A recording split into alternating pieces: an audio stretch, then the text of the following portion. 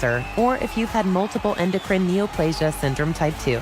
Tell your doctor if you get a lump or swelling in your neck. Stop Zepbound and call your doctor if you have severe stomach pain or a serious allergic reaction. Severe side effects may include inflamed pancreas or gallbladder problems. Tell your doctor if you experience vision changes before scheduled procedures with anesthesia, if you're nursing, pregnant, plan to be, or taking birth control pills.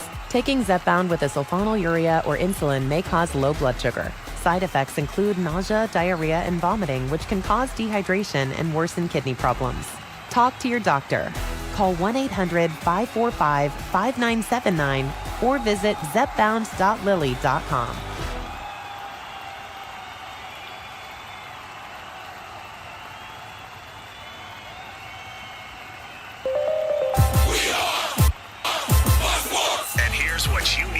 Today's World Cup action kicks off at 5 o'clock Eastern. England faces Panama. That's in New Jersey. England can advance to the knockout stage with a win or a tie. Panama already been eliminated. Also at 5 o'clock Eastern, Ghana will meet Croatia in Philadelphia. Ghana can advance with a win or a tie. Croatia can advance with a win. In Major League Baseball, Garrett Cole surrendered 2 home runs in a 5 1/3 inning outing as the Yankees lost their 3rd straight to the Red Sox 4-1.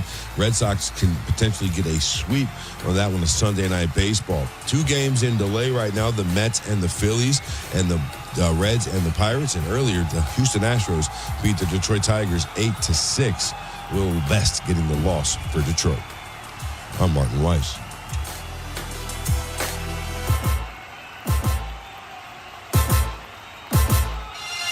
Sports Saturday is on. Yeah. One time we gon' give it to you like this. Yeah, like this. Yeah, like this. The plays, the sounds of the game, the interviews, the breaking news, the top stories. When it goes down, we'll cover it here. Your Fox Sports Saturday is right now. Whoa, whoa. Now, live from the Fox Sports Radio studios, here's Carmen Vitale and Anita Marks. Welcome into a very special Fox Sports Saturday. I am Carmen Vitale, and I have Anita Marks with me for the very first time. This pairing never before heard. Welcome to the show, Anita. Thank you. I'm excited to be here. This is fun. I mean, 2 women hosting on Fox, and a lot of great topics to get to with World Cup and Caitlin Clark, and we've got Stacey Dales who's joining us on the show. I mean, listen, no other place I'd rather spend my Saturday afternoon than with you. Oh my gosh, what an honor. Thank you so much. And that's how we do things here on Saturday afternoons, evenings, depending on where you are in the country. But I love the little moment of girl power for a couple of hours in the middle of your day. So thanks for joining us if you're listening, wherever you're listening from. But you mentioned, yes, we have a ton of great stuff to get to. It's so funny because in World Cup years especially, this is usually the period where it's like, all right, basketball's over, hockey's over, football, this is the absolute deadest time you're ever going to get in the football calendar, and usually it's just baseball that you have to kind of keep you going, and WNBA as well. But now it's like you've got World Cup, and you've got a ton of stakes right now for the entire country, and it's so fun. And we are now in the midst of a World Cup run that we haven't seen in decades in this country, Anita, and that is something that is super exciting. I live in Chicago, and whenever there is a USA game, or has there been a USA game, the moment I step outside my condo, there is people everywhere in USA jerseys, in even, the guys that play here domestically in the MLS, like they have their jerseys on. Like there's so much buzz around the entire country for this. Yeah, I agree with you, but keep in mind, I live in New York, and the Knicks just won the... That's true. You guys aren't over that yet. Knicks aren't over that yet. So, they're I'm sure outside of New York and New Jersey, people are walking around wearing red, white, and blue, but here it's still orange and blue. People are still marinating in the Knicks win. So, I don't... Right. And also, I'm sure you've been following the news in regard to just the obscene amount of money that it costs folks here to go to MetLife Stadium and to watch a game. So that sucks. And then on top of the traffic here in New York, and I mean, people are being told to work from home because it's so bad. So listen, I don't want to like rain on anyone's parade. I don't want to be a negative Nancy. I don't want to be the unfun police, but just the way that New York, New Jersey has handled the World Cup, there's more frustration and negativity around it here than anywhere else. So I'm not experiencing what you're experiencing. However, it's so funny. But really quick, however, I will say this, and I'd love to get in this conversation with you, and that is, ever since I've known the World Cup, ever since I've known the Olympics and the United States participating and taking on all these other countries, let's be honest, we suck. So we do. On the world stage, we're usually not we're great. so bad. We are so bad. So it's so cool this year that, wait a minute, do we, somebody pinch me, like, really? Like, are you saying we've got a shot? Are you saying we've got a chance to win this damn thing? And then now they are going to be competing in the round of 32, and apparently everything, again, I am not a soccer expert, but the path to potentially getting to the championship is not dire. So I'm excited. I'm excited. It's so funny because being in Chicago, I initially was pretty disappointed that Chicago was not a host city, because back when, these deals are done almost a decade ago, right? Like this is when everything is started, like the teams and cities are bidding and being host sites and this, that, the other, because there's so much infrastructure that goes along with hosting World Cup games. Mm-hmm. And I remember like Chicago, our mayor at the time was, hey, listen, what do we get out of this? Because we're going to invest this, and this. It's going to cost this much money to the city. It's going to put the strain on our resources, our tourism, our this, that, the other. What are we getting out of it? And there was never really a straight answer that came from FIFA. So he was like, you know what? I'm not even going to be mayor at that point. But I'm out. Like I don't think this is right for Chicago. And initially, I was really kind of upset about that as this World Cup got closer. And now, given all of the kind of stuff that, especially New York is dealing with, and I'm like, you know what?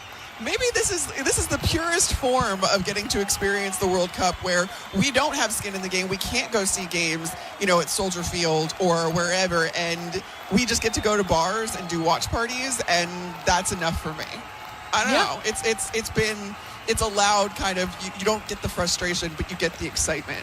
Yeah, and if you want to, you can travel, but I think other cities that are not hosting and not having to deal with the headache that is FIFA, I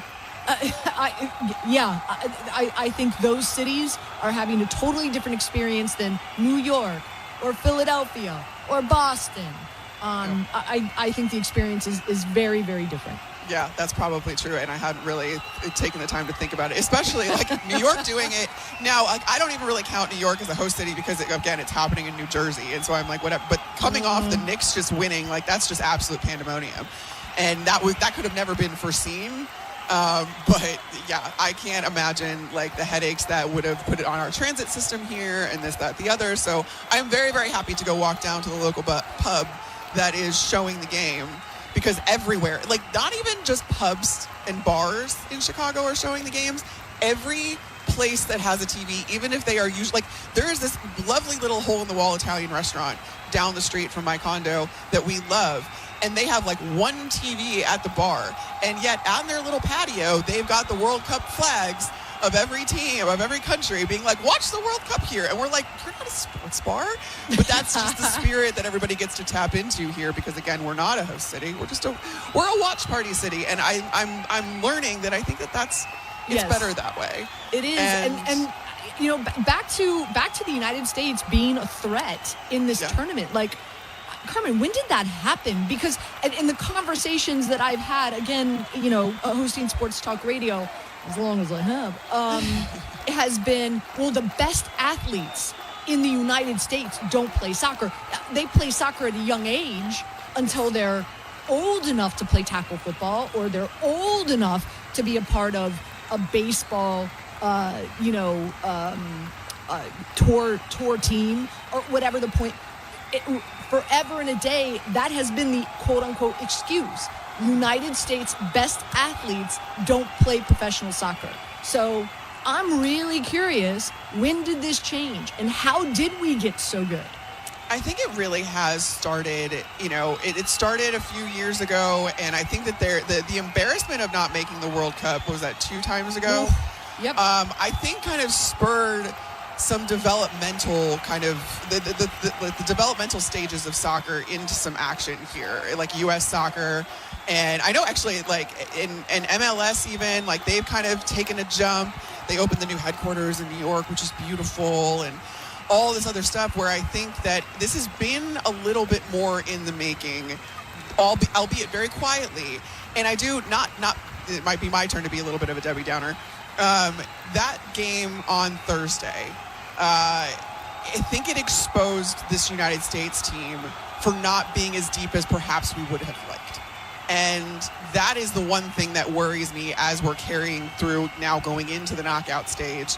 How deep is this team so that if something happens, there's not a huge drop off? Because if you look at the contenders, the perennial contenders, the Frances, the Argentinas, those guys, they almost like the Netherlands, they field entire other countries' rosters with how deep their system goes, with how deep their roster is. Like, that's why Curacao made the World Cup as the smallest nation, because a lot of their players are from the Netherlands, because those two countries were so connected for so long, and that's the heritage they come from. But they can also then play for Curacao. So it's the guys that didn't make the Netherlands team that are now fielding an entire other roster that has then qualified for the World Cup. The United States is so far off of that still, and so you have to wonder how big of a threat they are when you are going to eventually have to go up against those legacy countries that have had a system in place for decades and decades and decades. And the one thing that kind of gives me hope and whatever is that I do think that soccer has become a bigger emphasis, and that because there are viable pathways to professional soccer, and the MLS has commanded a lot more respect in recent years. And then also with Christian Pulisic getting about 35 minutes in this last game, and looking tremendous, being an immediate threat. The fact that the United States won those games with a majority without Christian Pulisic, and then he comes back and he's an immediate contributor, you think, all right, at least the guys that are up, the guys that start these games, even the guys that sub in their second half subs, those guys can handle the competition, and that is a place that we haven't seen U.S. soccer at in a very, very long time. I'm not putting so much weight on Thursday's game because at the end of the day, it really was a friendly, right? Yeah. There was nothing at stake. You rested. I think 9 changes. Exactly. The 9 changes to the lineup happened, which is more than like any team in a long time. So listen, champagne problems. Yeah. That the U.S. was able to have a friendly heading into right before the round of 32. So. And I love what we saw from their star player. I'm not heading into July 1st and their game against Bosnia. It's Bosnia Herzegovina. Yeah. There you go. Thank you. Listen. The United States is favored minus 250. On the money line. That's what happens when you win your group, and that's not something that we saw.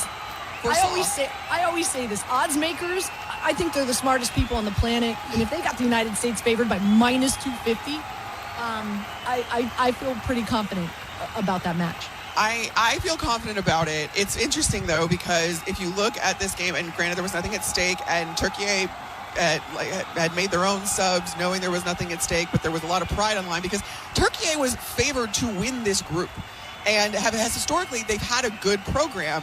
And so the fact that they fell off so spectacularly, we've seen that, I feel like, with the expanded format and all these other teams getting in there and making some noise, like the Ivory Coasts and again the Curaçaos, and like some of these teams that would not have otherwise been in a differently formatted or the old format of the World Cup are getting in and making some noise. And I will tell you what concerns me, or what I'm a little trepidatious about when it comes to Bosnia and Herzegovina, is because they are a European club.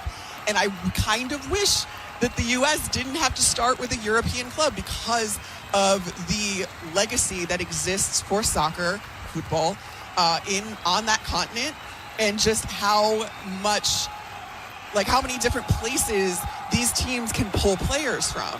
And so as long as you have some Bosnian heritage, you can play for these, even like if you're not good enough to make, again, the Germanys, the Netherlands, the Argentinas, which is a bad example because that's South America. But if you're not able to make those teams, you can kind of make the Bosnian team. Although, what's funny about this Bosnian team is one of their best players actually grew up in Appleton, Wisconsin.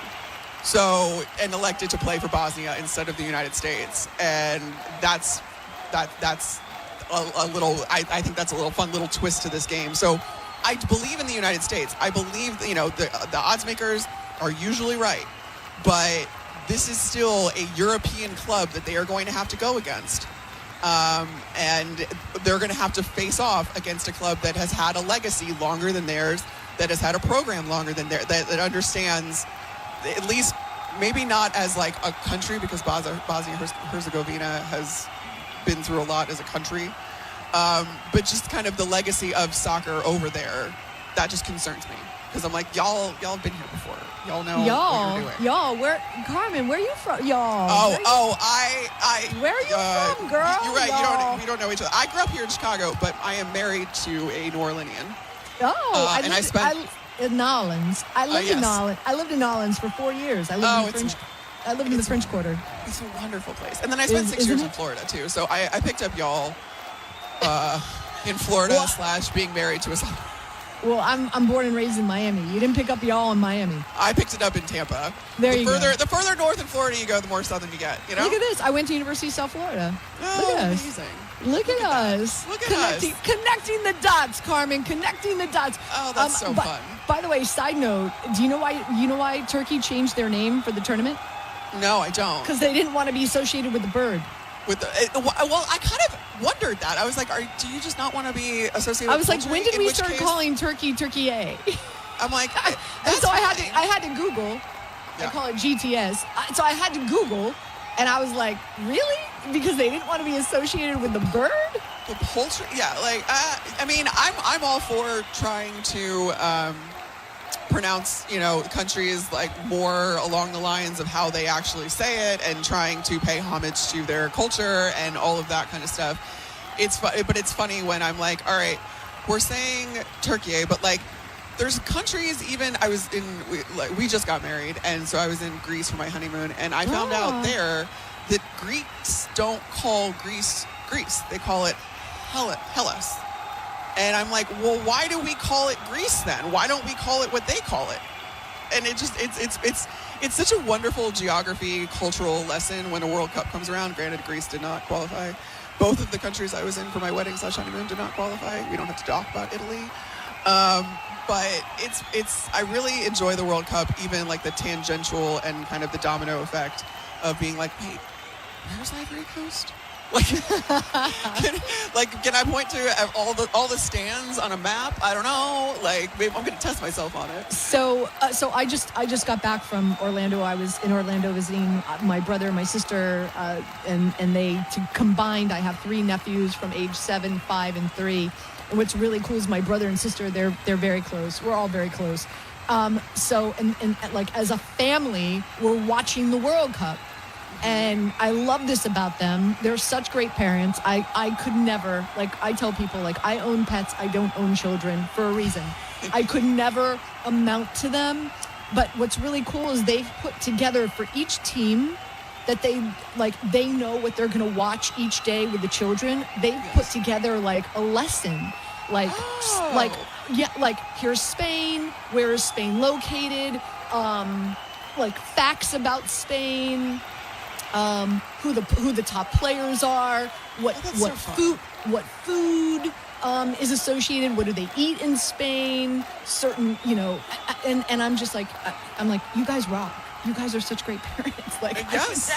I would never. I spend too much time on the pickleball court. I'm like, I wouldn't have time to put this spreadsheet together for my children. Are you kidding me? Well, anyway, we've got a long way to go. Parents out there listening, you might want to consider doing that for the round of 32 if you're watching the World Cup with your kids. Exactly, because we have a long way to fantastic. go understanding, like, the globalization of the United States isn't a thing. Like, we don't know other countries the way other countries know us, you know? And I'm like, all right, this is a really good opportunity to do that. So, yeah, if you are a parent at home, maybe, like, everything could be a teaching moment. It would be great. Exactly. We're gonna talk about some teaching moments in the NFL, actually, coming up after this. The NFL Top 100 has started to be unveiled. We have the first 10 going 100 to 91 players unveiled, and Anita and I are going to talk about who we think that list is going to end with in the top 3 coming up after this. So stay right there. This is Fox Sports Saturday.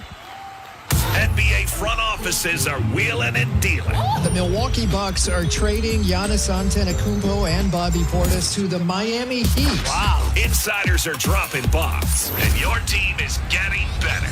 Oh, hell yeah. Or maybe worse. We've got it all on Fox Sports Radio. What's up, fools? Main event Jey Uso here from the WWE. When it's just me between matches, it's day one-ish. And that means it's Chumba time. With hundreds of casino-style games and new titles arriving weekly, there's always something fresh to try at Chumba Casino. The daily boosts make it even more fun. And have me about to get them all during my downtime. Ready for a fun way to chill out and enjoy a few minutes for yourself? Let's Chumba. No purchase necessary. VGW Group. Void where prohibited by law. See T's and C's. 21 plus. Sponsored by Chumba Casino. Fox Sports Radio is taking over YouTube, and you can be a part of it. Just go to YouTube and search Fox Sports Radio. Hit that subscribe button and smash that notification bell and catch all the videos from your favorite shows. 2 Pros and a Cup of Joe. Dan Patrick, Colin Cowherd, Stu Godson Company. Live. Cavino and Rich. The Odd Couple with Rob Parker and Kelvin Washington. The Jason Smith Show with Mike Harmon. And the Ben Maller Show. Fox Sports Radio. On YouTube. Subscribe, hit that thumbs up icon, and comment away. And the match is about to begin. Most of the team is out with COVID-19, so there'll be some substitutes tonight. What's this? We have an unexpected guest on the field. It's a dog. Well, they could do with extra players. She's going for the ball. Our front paws, hands or feet. Soccer season is full of surprises, and COVID-19 could be one of them. If you test positive, prescription medications may help. Ask your doctor if they're right for you. Learn more at PfizerForAll.com. Sponsored by Pfizer. It's here. King of the Hill and WD-40 brand present the limited edition King of the Hill WD-40 Collector's Can. Available now exclusively at the Home Depot, in-store and online. How many are you grabbing? One for you, one for your dad, and one for every Hank in your life. Get your King of the Hill WD-40 Collector's Can today before they're gone. Watch the new season of the Hulu original King of the Hill on July 20th. Streaming on Hulu and Hulu on Disney Plus for bundle subscribers. Terms apply. Available nationwide for a limited time while supplies last. Availability varies by location and online. For adults with Crohn's disease or ulcerative colitis symptoms, every choice matters. Tremfya offers self-injection or intravenous infusion from the start. Tremfya is administered as injections under the skin or infusions through a vein every 4 weeks, followed by injections under the skin every 4 or 8 weeks. If your doctor decides that you can self-inject Tremfya, proper training is required. Tremfya is a prescription medicine used to treat adults with moderately to severely active Crohn's disease and adults with moderately to severely active ulcerative colitis. Serious allergic reactions, increased risk of infections or lower ability to fight them, and liver problems may occur. Before treatment, get checked for infections and tuberculosis. Tell your doctor if you have an infection, flu-like symptoms, or need a vaccine. Explore what's possible. Ask your doctor about Tremfya today. Call 1-800-526-7736 to learn more or visit TremfyaRadio.com. iHeart, you're locked into a lot of things you can't change. Weather, traffic. Hey, stay in your lane. Your wireless carrier's latest price hike. But you can unlock a better way. Unlock the savings at Boost Mobile and save up to $600 a year. Switch to the $25 a month unlimited wireless plan. No contracts, no price hikes, and you keep your phone. Stop being locked into their games. Unlock the savings at boostmobile.com/unlock. Based on average annual single line of payment of AT&T, Verizon, and T-Mobile customers compared to 12 months on the Boost Mobile unlimited wireless plan as of January 2026. For full offer details, visit boostmobile.com. Did you know not all batteries are the same? For example, only Duracell batteries are built different with Power Boost ingredients. And Duracell are the only batteries that make this sound every time you say Power Boost ingredients. See? Duracell batteries with Power Boost ingredients. You try. Told ya. Duracell batteries are built.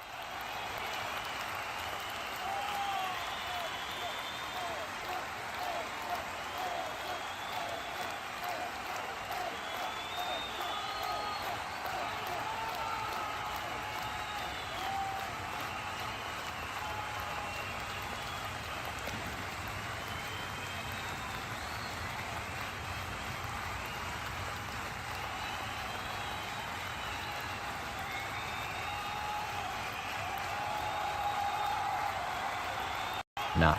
Wait, that's actually so smart. Exactly. It makes getting tickets way easier. And guess what? It makes getting tickets way easier. And guess what? If you use code SMART10, you can get an extra 10% off your tickets. Say less. Shop smarter, get the best deal. SeatGeek. Offer applies to new customers only. Max savings up to $25. Valid through September 30th, 2026. There was 66,000... I don't know, 66,500 or 900, something like that. I would guess in that game that there were 58,000 were in blue in Bosnia-Herzegovina's colors. So they played off that energy. They got goals late to put the game away, but they're a very good team, a physical team. Kind of a good matchup, in my opinion. A little better than Australia, technically and tactically. They've got a lot of grit and bite to them, and they're hungry. And I would say that's a similar thing to the United States team, especially if Christian Pulisic is on the field for us. They have individual wingers that can take people on. It was a fun game to watch. It was really fun to see the tactics. They played through the lines very well, into the forwards, but they also use the flanks. And then they're tough. They're a physical team. So it's not going to it shouldn't get easy at 32. It's not going to get any easier after that, but that's what you expect in a World Cup. And I feel like I don't want to jump ahead. I was seconds away from asking you the question of the potential revenge game against Belgium 12 years ago. Yeah. Belgium beats us there in that World Cup, and we could face them again in the round of 16. I don't want to go there yet. No one does. I don't want to jinx anything. But, it was the question last night of would it be Belgium or would it be Egypt or would it be Iran topping that group on the other side of that kind of corner of the bracket? We now know it's Belgium. Again, I'm not going to ask you because I don't want to jinx anything. We'd have dead airspace. Very much we can kind of look ahead and see what it could happen for the United States. And then, hey, quarterfinal in Los Angeles against a Spain or a Portugal, who knows? That is way, way, way far ahead. We're not going to go down that road. But we are in Group L today. And Pete, we have England, Panama. And for England, 2 matches in so far. They right now, at the moment, sit at the top of Group L. But what have you seen from England coming into this third group stage game? Well, I like that they've gotten 4 goals. That's a good sign for them. Harry Kane had the great penalty kick and the good penalty kick, and then the great header on the corner kick that just powerful. And I've been kind of studying who's the best 5 in the world right now, and I think I put Harry Kane in there. And you look at what he's done. I think he's gotten 14 goals now in the last 13 games. It's something like that. It's pretty exceptional. I like how he plays, how he comes in underneath, and he's cleared balls off the line in this World Cup. He's a guy that wants to put this team on their back. We have a lot of superstars in this World Cup. Obviously Messi and Mbappe, Dembele, Haaland, right? We've got a lot of guys that are putting their teams on their back. Cristiano Ronaldo did that in the last game, not so much in the first game. And Harry Kane wants to do this for this England team.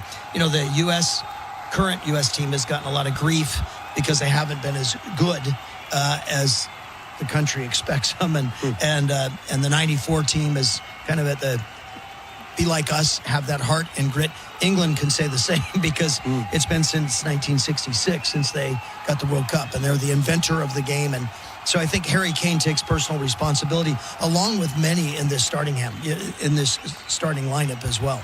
Or in this roster, because there's a few not starting today. I mentioned the standings there of Group L. Let's quickly get to that. Our standings update is brought to you by the Home Depot. Upgrade your FIFA World Cup 2026 setup. Build it like Beckham from living room to lawn with the Home Depot. And take the fast free delivery assist. The Home Depot, official FIFA World Cup 2026 supporter, subject to availability. I mentioned in the open that it's all to play for. It really is. England right now at the top of the group with 4 points. They have a +2 goal differential. Ghana also have 4 points. They beat Panama, but they got a draw with England, so they have a 0 goal differential. Croatia, meanwhile, 3 points. So any one of those 3 teams could top the group, Pete, and these games are happening at the same time. Yeah, that's what makes it fun. We saw it yesterday with Group G and Group H. They were in identical positions, 4 points, 2 points, 2 points.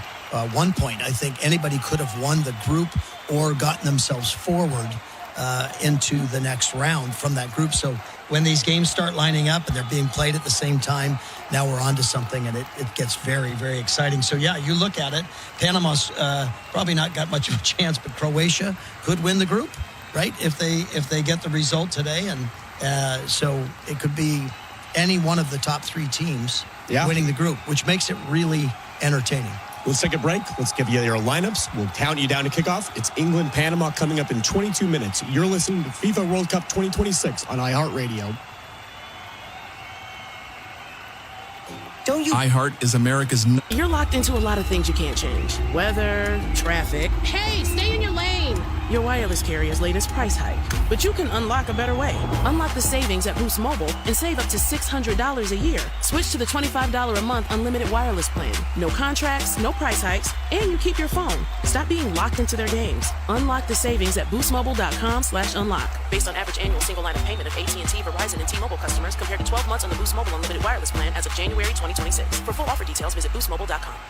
Did you know not all batteries are the same? For example, only Duracell batteries are built different with Power Boost ingredients. And Duracell are the only batteries that make this sound every time you say Power Boost ingredients. See? Duracell batteries with Power Boost ingredients. You try.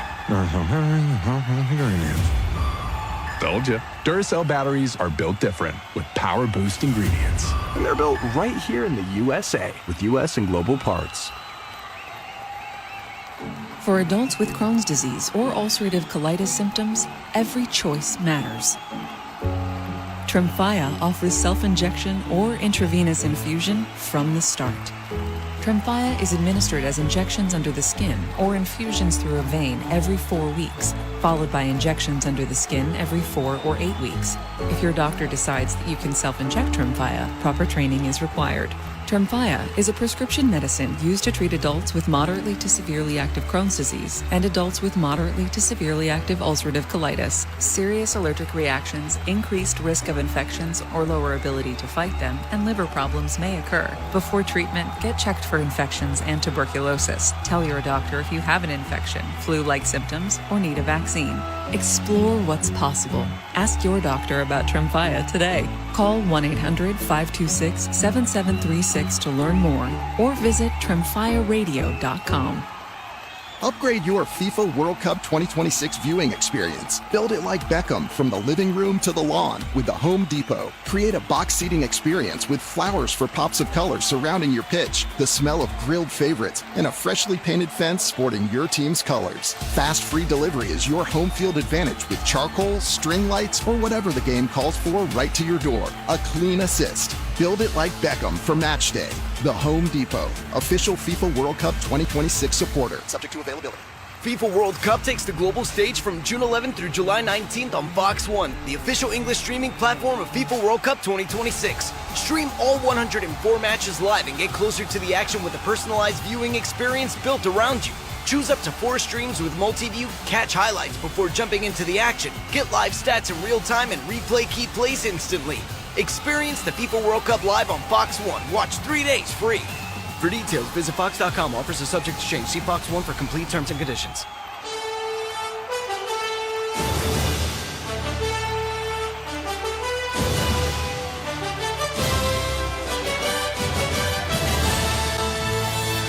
We have England and Panama coming up from New York, New Jersey Stadium in a few minutes. You're listening to FIFA World Cup 2026 on iHeartRadio. We welcome you back to the broadcast, everybody.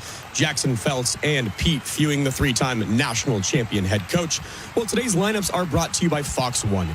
The excitement of the FIFA World Cup is now streaming live on Fox One, the official English streaming platform to catch every unforgettable moment. Fox One brings the action straight to your screen so you never miss a goal.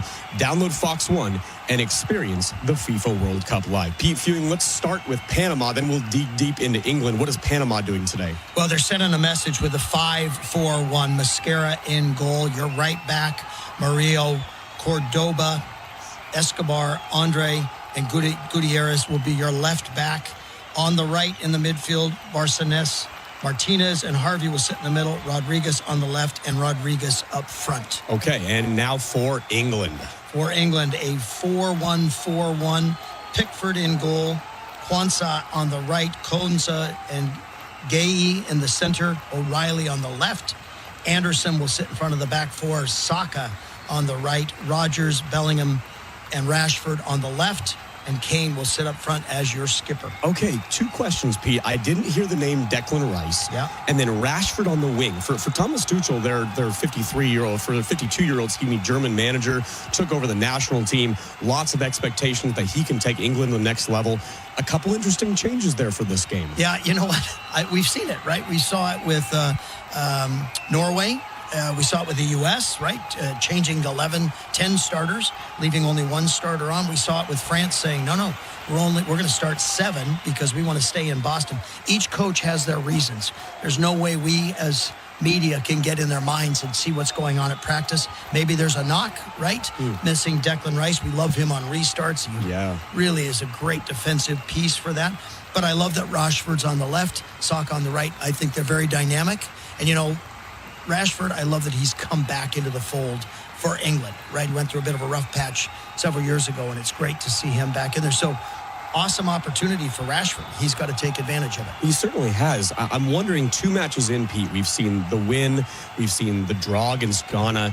The question coming in, is it coming home? Can England finally, do what they haven't done in 60 years? Has anything changed in the last 2 games in terms of that question for you?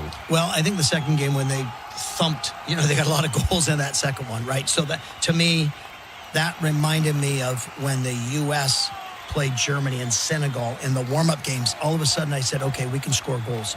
And so I got a little bit more confidence. I think after this game, we'll have a better picture. I think the England players, they know better than any of us, right? But I think if they come out with a great result, they're going to walk into 32 saying, we've got the group. And I feel like this is a very cohesive England team. You've heard of past players from World Cup where there were cliques because one played Everton, one played Man U, one played Man City, Liverpool, whatever. This is a very unified team, just like the U.S. team. They kind of remind me a little bit. And then they've got Kane up front, and I just love what he brings. I want to talk to you about Harry Kane, and because he's an interesting story, obviously. Tottenham spent so many years with Spurs. Never won anything with Spurs. Got to a Champions League final in 2019 with the United States national coach, Mauricio Pochettino. But then he had to go to Bayern, and now he's winning things. Now he's setting records. Now he's doing amazing things. But for years, Harry Kane in England with the Premier League couldn't win. But what makes him such a special player? And at this point in his career, where he is now winning trophies, he is now getting these records, he's doing these amazing things in the Bundesliga. Why is Harry Kane now really, we are maybe seeing the prime Harry Kane of his career? Oh, I would agree with that. He's 32, but when you stay healthy and fit and avoid injury, 32 is not too far out of your window. Maybe 34, he gets kicked a lot for sure. But to your point, 98 goals in 94 games for Bayern. 98 goals. I mean, that's unbelievable. And so to answer your question, I think he's a complete player. I think he's a terrific leader. I think he feels responsible. I think maybe going to Bayern got him out of England, got him out of those conversations, let him go away and kind of reignite and rebuild himself.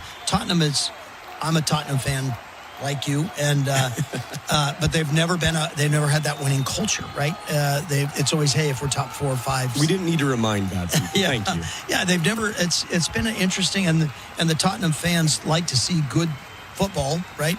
And the winning part is important, but going to Bayern, maybe there's a different expectation, and maybe he's had a little more responsibility. But I think going out of the shadows of the UK and then going to England, going to Germany might have been just the tonic that he needed. You know, this is an England team, Pete, where I think what the question was going into this tournament is can Thomas Tuchel take him over the top? And I want to talk about their head coach for a minute, because we've seen the success that he's had over. I mean, he's experienced the highest levels of global soccer, success everywhere he's been.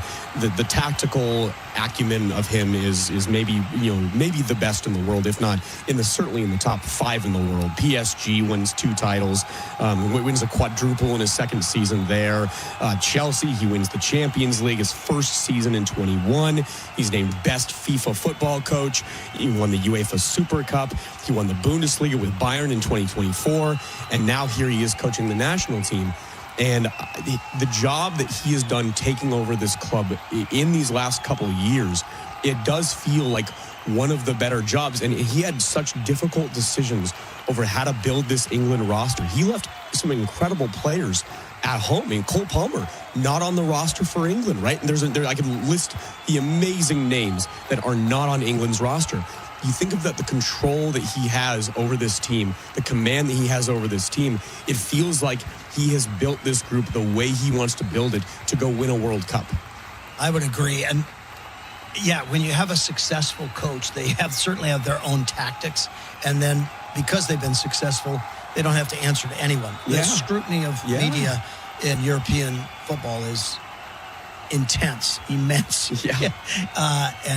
And that every move is critical. Cole Palmer being left off. There's how many millions of letters have been written about that, right? Geez. I mean, reporters writing article after article, and so how many words have been spent on why Cole Palmer was missing. But I trust Tuchel in his decision. And then I love when they landed in the United States and he said, let's be clear, we are here to win. We're here to bring this cup home. And, that sounds like Captain Obvious. I get it. No, but yeah. But you need to hear it, and you need to define it, and sometimes less is significantly more. And the speech was, hey, we're here to win this. We're England. We have one of these, and we want another one. And so it made it perfectly clear. And I think if you're a player, you go, okay, I got it. Right? And listen, I mean, our one of our broadcasters here on iHeartRadio, Danny Jackson, he's English as well. He's made the joke. I believe thousands, if not millions of others made the joke. England winning the World Cup in the United States in the 250th birthday year of the United States.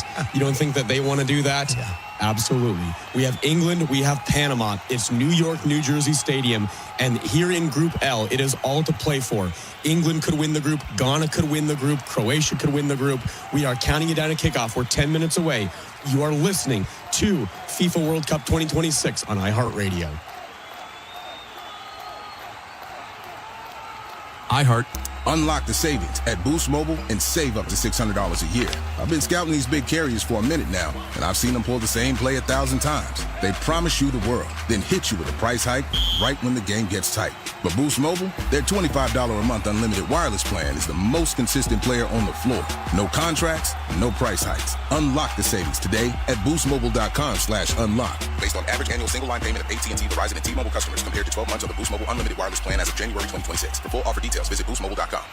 Did you know not all batteries are the same? For example, only Duracell batteries are built different with Power Boost ingredients. And Duracell are the only batteries that make this sound every time you say Power Boost ingredients. See? Duracell batteries with Power Boost ingredients. You try. Told you. Duracell batteries are built different with Power Boost ingredients. And they're built right here in the USA with US and global parts. Upgrade your FIFA World Cup 2026 viewing experience. Build it like Beckham from the living room to the lawn with the Home Depot. Create a box seating experience with flowers for pops of color surrounding your pitch, the smell of grilled favorites, and a freshly painted fence sporting your team's colors. Fast free delivery is your home field advantage with charcoal, string lights, or whatever the game calls for right to your door. A clean assist. Build it like Beckham for match day. The Home Depot, official FIFA World Cup 2026 supporter. Subject to availability. For adults with Crohn's disease or ulcerative colitis symptoms, every choice matters. Tremfya offers self-injection or intravenous infusion from the start. Tremfya is administered as injections under the skin or infusions through a vein every 4 weeks, followed by injections under the skin every 4 or 8 weeks. If your doctor decides that you can self-inject Tremfya, proper training is required. Tremfya is a prescription medicine used to treat adults with moderately to severely active Crohn's disease and adults with moderately to severely active ulcerative colitis. Serious allergic reactions, increased risk of infections or lower ability to fight them, and liver problems may occur. Before treatment, get checked for infections and tuberculosis. Tell your doctor if you have an infection, flu-like symptoms, or need a vaccine. Explore what's possible. Ask your doctor about Tremfya today. Call 1-800-526-7736 to learn more or visit tremfyaradio.com. FIFA World Cup takes the global stage from June 11th through July 19th on Fox 1, the official English streaming platform of FIFA World Cup 2026. Stream all 104 matches live and get closer to the action with a personalized viewing experience built around you. Choose up to 4 streams with multi-view, catch highlights before jumping into the action, get live stats in real time, and replay key plays instantly. Experience the FIFA World Cup live on Fox 1. Watch 3 days free. For details, visit fox.com. Offers are subject to change. See Fox 1 for complete terms and conditions.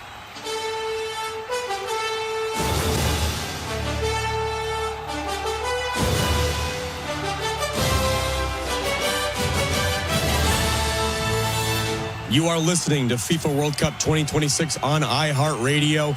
We are 7 minutes away from kickoff between England and Panama in Group L. England with a win can win Group L, but Ghana, Croatia happening at the same time. Goal differential matters. We will pay attention to that and give you regular updates on what's happening there. Today's players to watch are brought to you by Fox One. The excitement of the FIFA World Cup is now streaming live on Fox One, the English streaming platform, to catch every unforgettable moment. Fox One brings the action straight to your screen so you never miss a goal. Download Fox One and experience the FIFA World Cup live. Pete, a lot of great players on this England team to choose. Who are you looking with for your player to watch? Well, I'm going to go with Kane, which sounds very obvious, but this is a Panama team that's not scored a goal. If England can get off to a good start, put the ball in the back of the net, and Kane's the guy to do that, then they can have an easy afternoon of this. They can get subs on the field. One's not going to be enough. Panama's not going to roll over. This is most likely their last World Cup game of this 2026 tournament. So you got to play the full 90 minutes. But I think if Kane can, he's a multi-goal scoring scorer. I like that term, multi-goal scoring scorer. And if he can do that today, put Panama down, lead his team. Hey, we're seeing, by the way, raining very hard at New York, New Jersey Stadium right now. That works for England, doesn't it? I was wondering if that does work for them. Oh, absolutely. This is England weather, a little bit of chill to it. And so, yeah, and Panama, that's not necessarily their comfort zone. So absolutely, this is almost, for the players, it wouldn't surprise me if they said, hey, this is an omen. We're going to win today. You just don't want to create something fluky on the other end and Jordan Pickford to make a mistake in Panama. He's played a lot of rain. You're right. That's the thing. You don't want an early mistake because in Panama scores, all bets are off. Yeah, then it becomes bunker in, and one of those lifetime games when Panama qualified for the World Cup 2028, I think it was, 2018. Right. When Roman Torres hit that shot. For the rest of his life, he has that. If Panama pulls out a draw in this one for the rest of their lives, this Panamanian team are heroes in their country. So, yeah, you want to make sure that you don't give up a goal and allow them to bunker in. Well, make it ugly. Yeah, you mentioned Panama. This is only the second time they've been in the World Cup. 2018 was that first time, thanks to Roman Torres, as you mentioned. And then this World Cup now is their second ever time. So they certainly want to enjoy the time. They have not scored yet at this World Cup. That would be a big win if they were able to get a goal. For England, meanwhile, of course, well, they are the oldest national team in football. Their first match was in 1872 against Scotland. And this here, all the way to today, is another step in their long history trying to win their second World Cup, their first since 1966. We will get to New York, New Jersey. We will get to kickoff. England, Panama starts next. You're listening to FIFA World Cup 2026 on iHeartRadio. You've been listening to our pre-match coverage of the FIFA World Cup 2026 on iHeartRadio. Fox's play-by-play coverage of today's match is coming up next.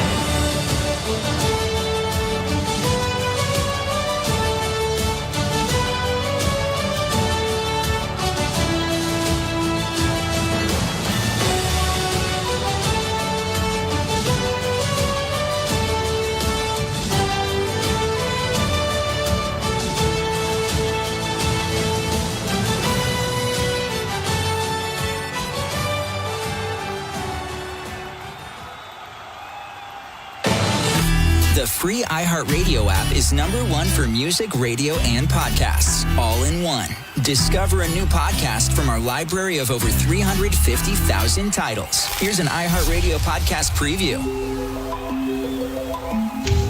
Peter Bogdanovich is a man of many passions. Peter Bogdanovich burst upon the film. Bogdanovich is best known as a director of films like The Last. Peter Bogdanovich helped change the way movies were made, starting with his first hit in 1971. The Last Picture Show. Thought you might want to go to the picture show. Yeah, might as well go. At age 31, he became one of the hottest directors in Hollywood. All his life, he's wanted to make movies, and he did. His self-confidence. He knew what he wanted to do. Now, this movie fan is a successful director. Peter's career was kind of the ultimate triumph of the film critic, film nerd, film buff. And he liked being in love. Peter and I, we were the first unmarried couple on the cover of People magazine. Oh, horrors. You have her, you have 4 pictures in a row that make... People hated them. A guy has to learn to hate you. But Peter's success did not last. I made a lot of mistakes, but we're starting again now. And just as he was on his way back up... She fell in love with another man. The happiest girl in the world. Wait, hey, Dorothy Stratton. He suffered an unspeakable tragedy. Playboy magazine's 1980 Playmate of the Year has been found shot to death. And finally, the phone rings. I answered it. It was Hefner. He said 2 words. Dorothy's dead.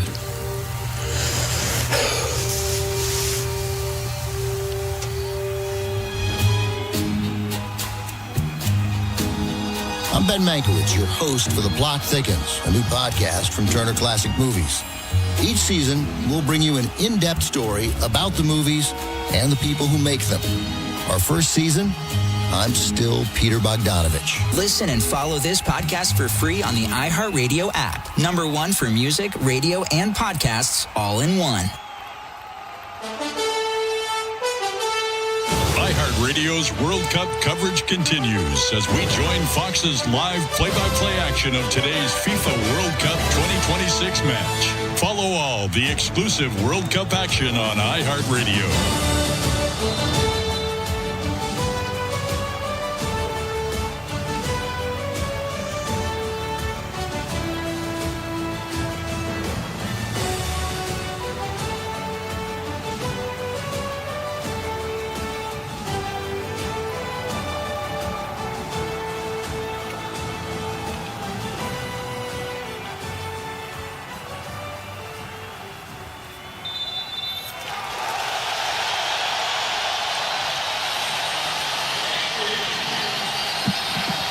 England will advance. We know that now to the round of 32. They're guaranteed that because even if they finished in 3rd place in the group, they would be well enough positioned to advance. But they'll want to top the group and play a 3rd place team themselves in the round of 32. If they don't do that, if there's a positive result in the other game, a draw, for instance, here for England, could mean they lose top spot. For one of those 2 teams playing in the other game today, Croatia and Ghana. And that conceivably could end up with them playing Portugal, but that's for another time. England in action straight away and trying their luck.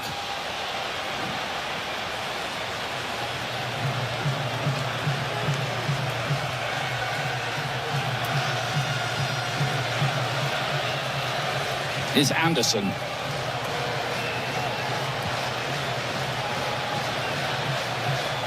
Jarrell Quansah brought into the side today, formerly of Liverpool, now has played this season in the Champions League for Bayer Leverkusen. Experienced, but he's not really a right back. He's usually a centre back. Well, it's a huge talking point amongst the English media. This ball gets clipped a little too long for Saka.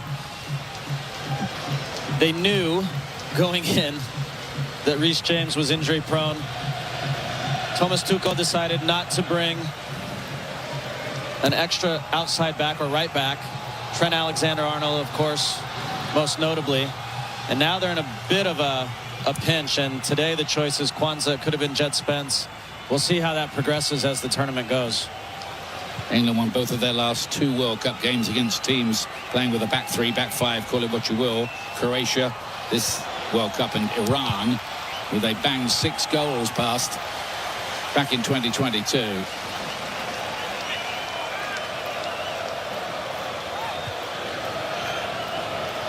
England in red today.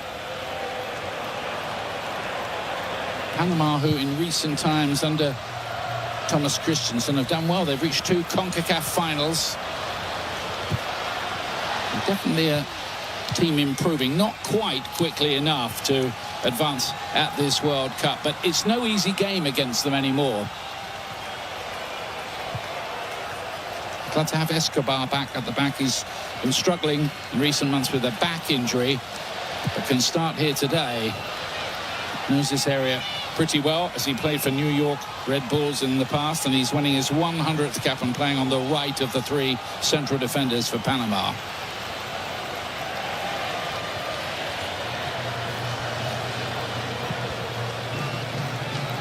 Elliot Anderson, who's just been transferred for a fee, £116 million in English money, which makes him the most expensive English player ever, from Nottingham Forest to Manchester City, and that would maybe be a distraction for some players. Not him, I fancy, with all that swirling around while you're trying to play in a World Cup.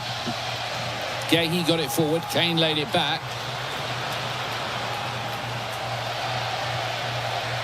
England utterly frustrated in their last game against Ghana, dominating possession.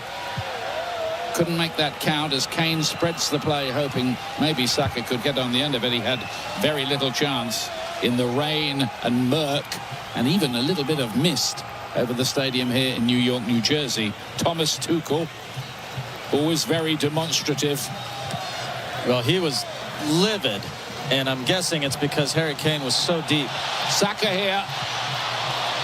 And it was Escobar who came across to get it away for Panama. Harry Kane had dropped so deep to pick up the ball, turned and tried to play a 50-yard ball beyond the Panamanian back line, and it's just not what Harry Kane is good at. He has a lot of great qualities. He can do it, but they need him in front of goal, centrally, high up the field. They're going to have plenty of the ball. They don't need him in the midfield. Other people can do that. And Thomas Tuchel was not happy.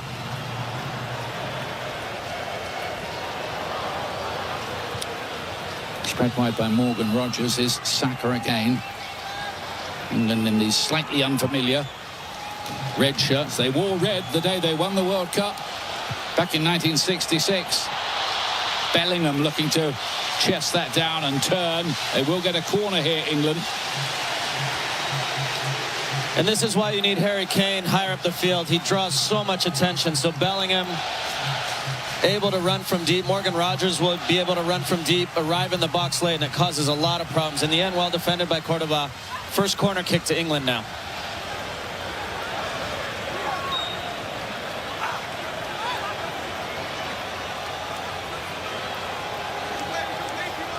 Rashford's interested in a short one. They've gone long to the back post. It's well defended by the Panamanians.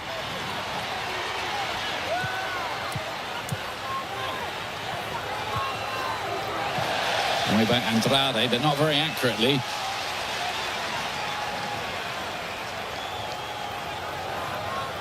England with so much possession in that game against Ghana, but not enough threat, and they might easily have ended up losing the game because there were a couple of iffy decisions that could have gone against them at the other end.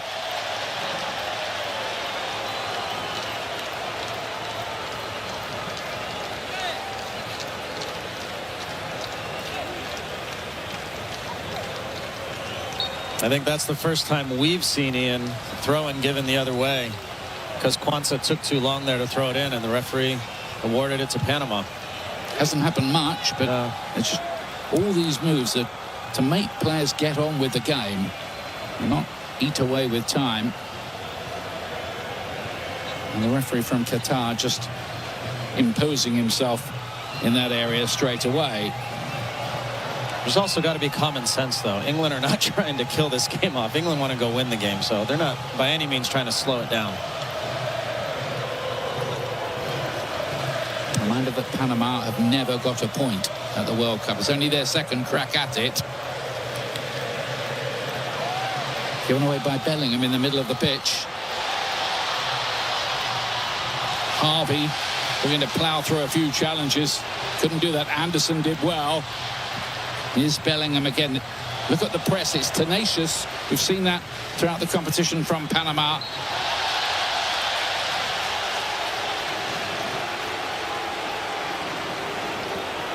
It did look like it would be a straight battle between Bellingham and Morgan Rogers, who's on the ball here now for a place in the team here, but they're both in the starting lineup for this game.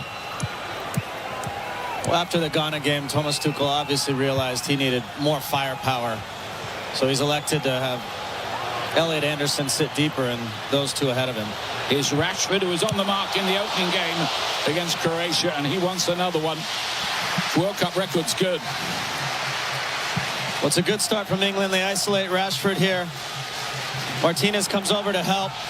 Gets it on his stronger right foot. And a difficult save here as it skids across this wet surface. Well done down to his right by Mosquera.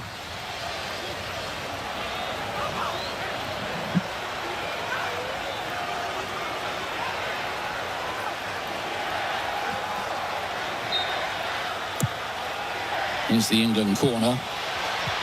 Saka tried to turn on that. Bounce wasn't kind to him. Enough pressure again on the ball from Panama. England putting 7 attackers in the box on both of these. Not a great punch by Cordoba. Falls to Saka's right foot. Sort of lashes at it wildly. Can't get enough on it and keep it down.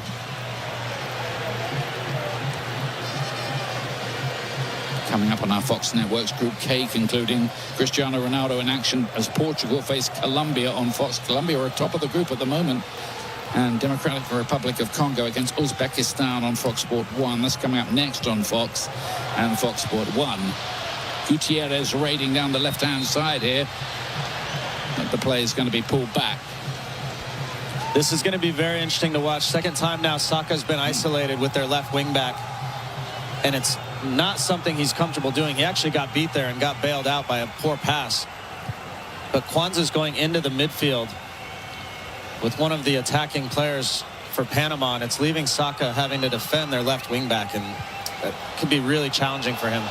Rashford's got him behind here for a moment. Gets the cross away, and Panama happy to concede the corner kick.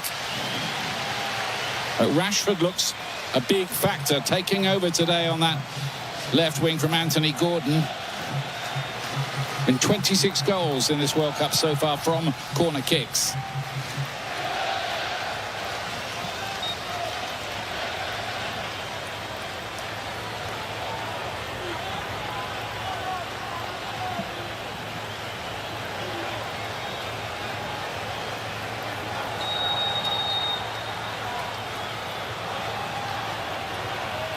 England go for the short routine. Saka all the way through to Orlando Mosquera.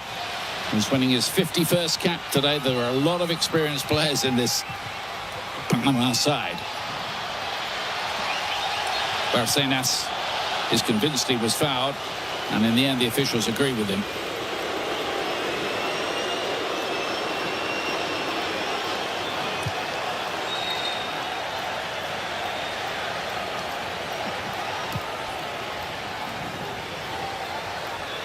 Yeah, I'm not sure why Konsa's complaining. He's got a full grab of his shirt.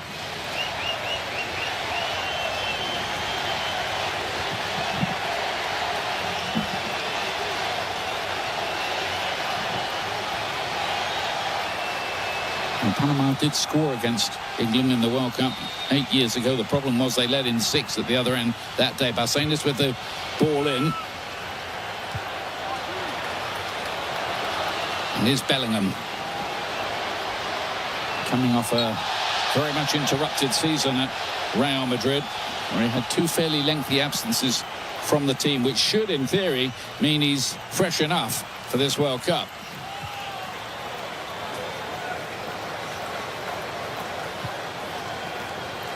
Here's Mark Gehi. Rashford trying to play the instant ball in behind for Kane. Arby does well.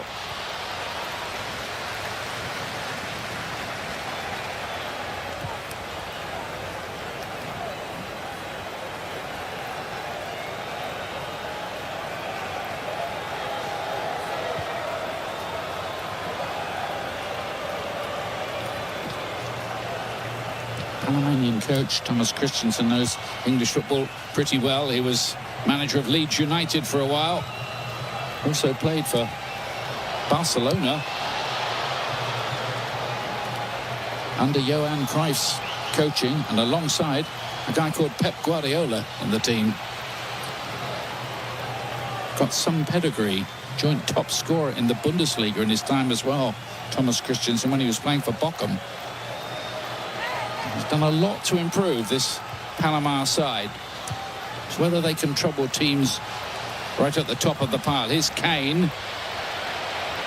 Under a bit of pressure from Cordova, who's come all the way out of central defence. And that's clearly the plan, to try to suppress Kane, who had to deal with Thomas Partey in the Ghana game. Nico O'Reilly.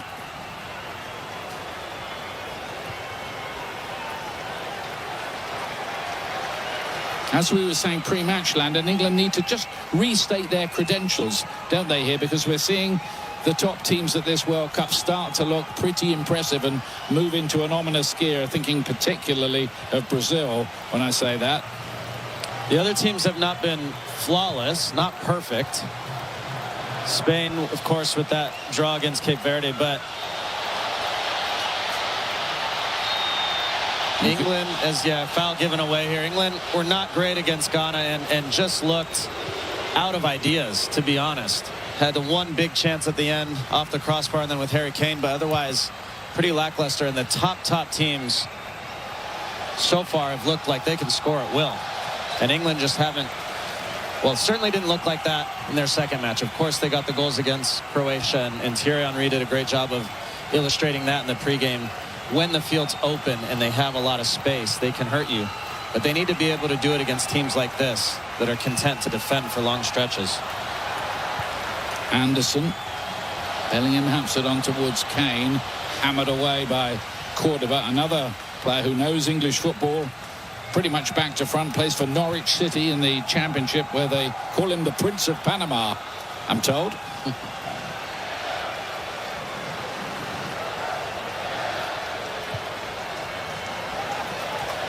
Another crossfield ball by Bellingham, which this time Saka does keep into play. Goes past Gutierrez. Carrying a bit of an Achilles injury on the way into this World Cup, which probably explains why he didn't start the first couple of games, but ready to go now. Did the hard part getting to this ball. And Harry Kane, you see it pulled away to the back post. And Rashford was there as well. They were both waiting for the ball to arrive. He elected to shoot instead. Probably the wrong decision, but encouraging signs from Saka early on.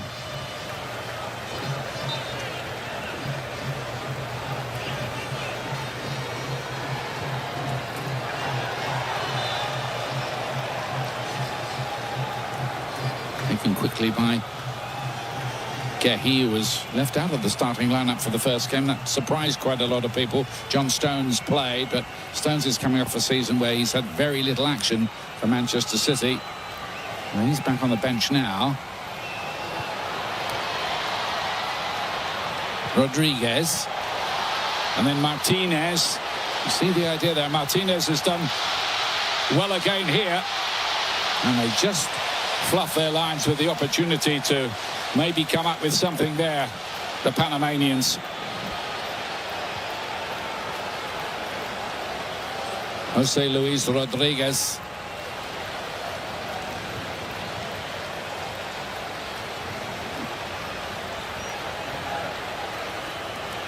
Touch just let him down, didn't it? Yeah, it was great build-up and a great pass by Christian Martinez. In the end, it just got caught under his foot. If they want any chance of winning this game, they have to make the most of those types of opportunities. You have at least get a shot off there. And 5 players in this team who've played every minute so far. Andrade, Cordoba, Harvey, Mosquera, the goalkeeper, and Murillo. Bellingham was taken out of it by Fidel Escobar.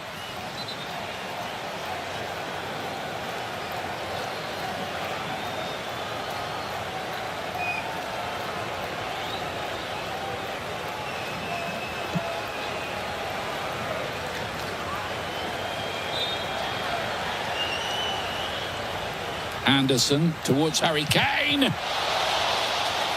who's just made a half-hearted appeal for a handball against Harvey. The timing of this was really good. Anderson and Kane on the same page.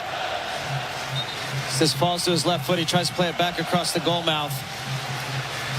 Harvey does just enough getting in the way there.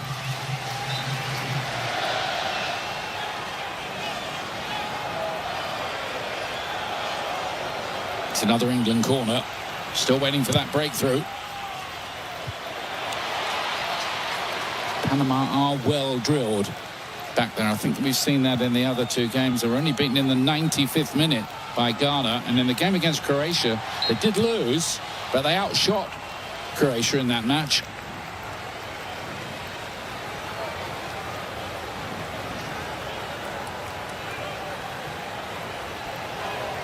It's either the 5th or 6th corner kick, Ian, so far, and Panama just sending 1 player out to defend the 2. I'm wondering if maybe England switch it up and put 2, maybe Rashford and Saka out there, and just play 2v1 and get into the box, as opposed to continuing to flight it in there.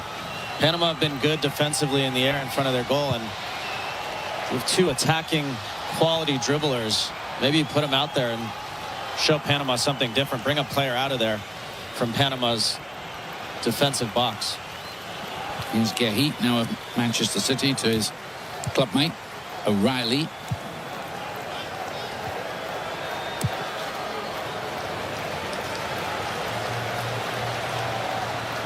This is Ezri Konsa of Aston Villa. Good ball to Rashford. Shut the door. Harvey was the player who comes away with it for the Panamanians.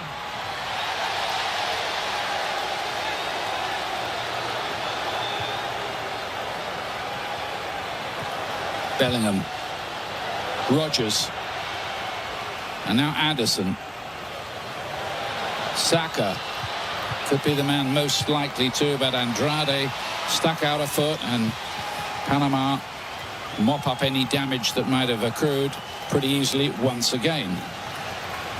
Because England's sea of heartbreak at the World Cup over the last 60 years has included 3 exits on penalties and 3 editions of the World Cup where they went home without actually losing a match inside 90 minutes. Semi-finalists under Gareth Southgate in 2018, and of course they've been in the last 2 European Championship finals as well, knocking on the door to doing something big, but can they do it?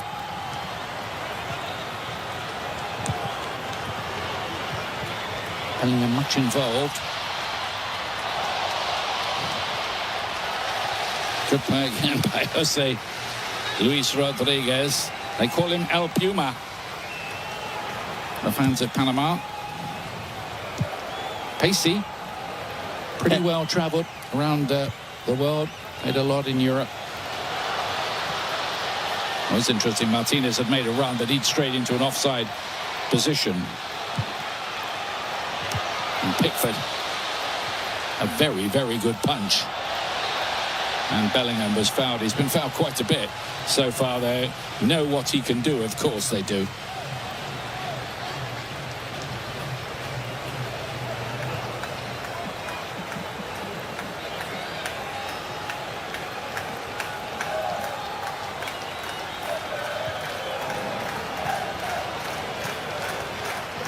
Is Elliot Anderson again. It wasn't long ago he was playing in League Two for Bristol Rovers. That was a good break from midfield by Rodgers. Nearly picked up. That's the kind of idea England are going to need. They need to keep doing that, Ian, even if it doesn't come off. Panamanian backline are so happy. You see a long strike here. Are so happy to run into the midfield with Kane or with Bellingham and Rodgers, and you have to keep them honest.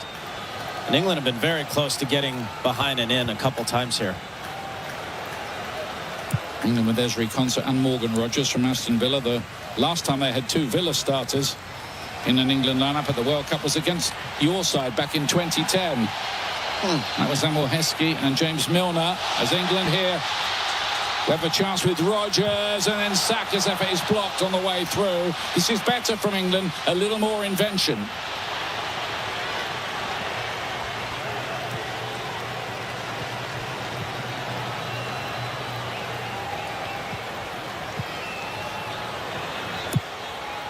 The latest cross, but again, defending by Panama has been pretty impressive.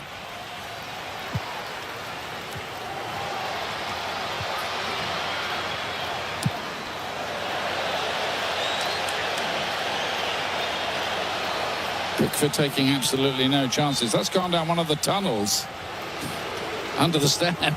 I don't think he was trying to play risk averse. He just mishit that and shanked it into the stands. There's rain falling, but there's going to be a break here, and England are still struggling to make the breakthrough they need to make sure of finishing top of this group.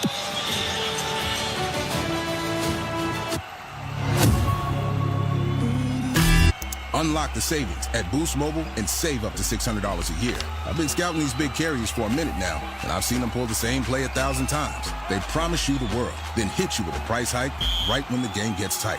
But Boost Mobile, their $25 a month unlimited wireless plan is the most consistent player on the floor.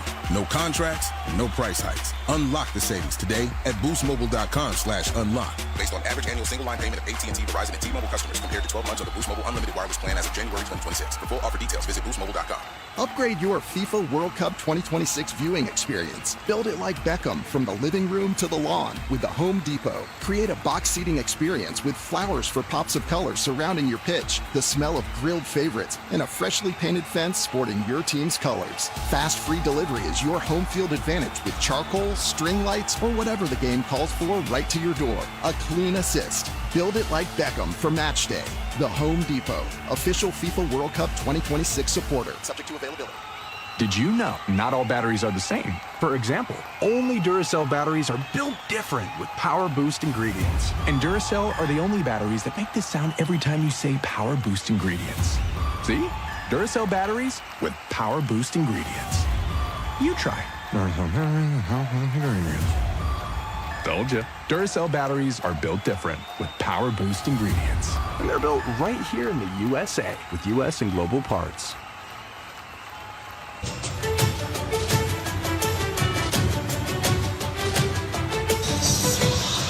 Welcome back, Ian Dark alongside Landon Donovan, bringing you coverage from the New York, New Jersey Stadium. And England, really a continuation of what happened against Ghana for them. A lot of the ball, but in all honesty, Orlando Mosquera, the Panama goalkeeper, has been kept pretty well covered up.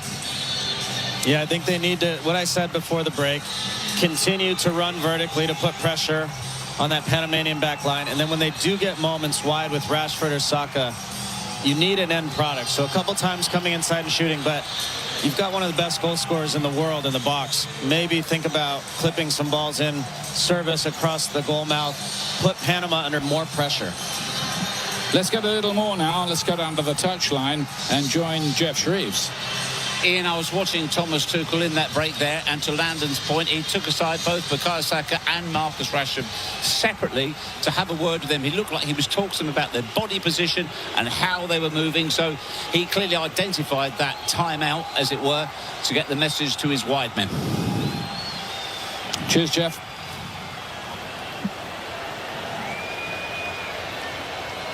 Obviously, the tone of the coverage back home in England has changed about this team from the first game, which was, from an attacking point of view, impressive against Croatia. 4 goals.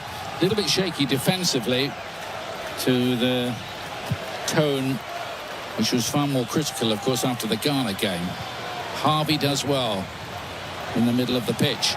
And there might be something here for Jose Luis Rodriguez. And Pickford has to stretch to beat that away. Just on the break, Panama looked like they might carry a bit of a threat. You know, these breaks have been interesting, Ian, because it's impacting teams differently. And it just felt like Panama were just ready to go more than England were. Ball falls free. Jose Luis Rodriguez is played in, and Pickford has to get down and protect his near post. Now Panama's first corner.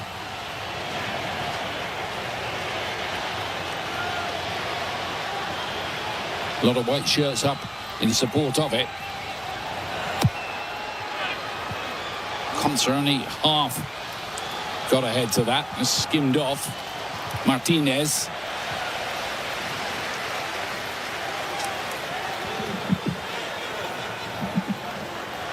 Got to that stage of the group games now where teams are starting to just jockey for position about who they might play in the round of 32.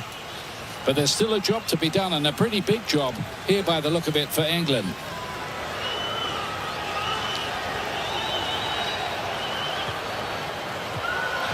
Cordoba flicked it on, and Harvey turned on it.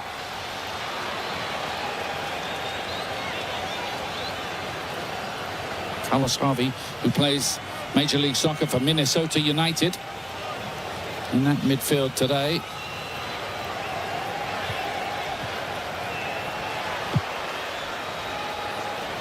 This could break in behind him for Saka, but Cordoba was there. Importantly, made that inception. Anderson helps it on. Here's Morgan Rogers. Saka. Speedy run from him. It's goal kick.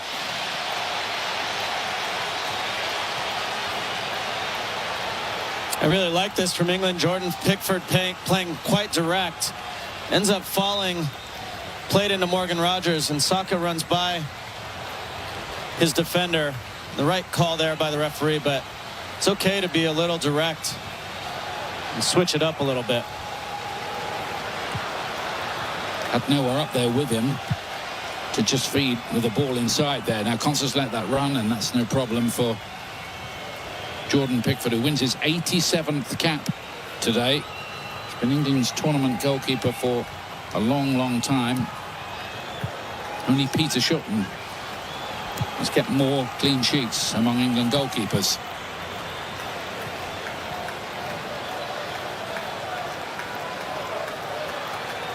This is Gehi, son of a church minister, across to Esri Konsa.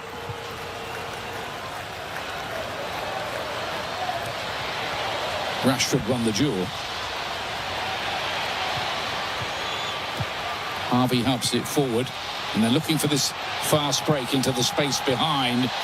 Doesn't quite come off this time. The referee waves play on, and Thomas Rodriguez thought he should have got a free kick there.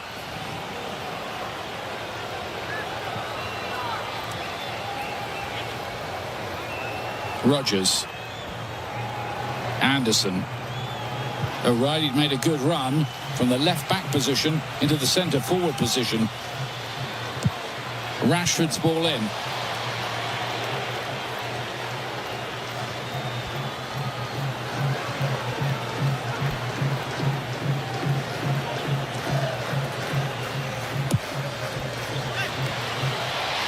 Easy meat really for Mosquera.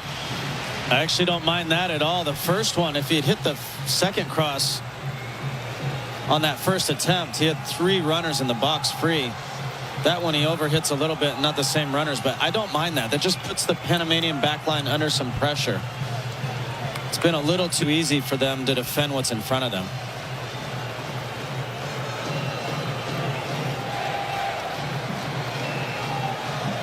England haven't failed to score in consecutive World Cup games since a run of 4, the final 2 of 1982 and the opening 2 of 1986. Andrade is there to hammer that one away. Plays his football in Austria for Lask.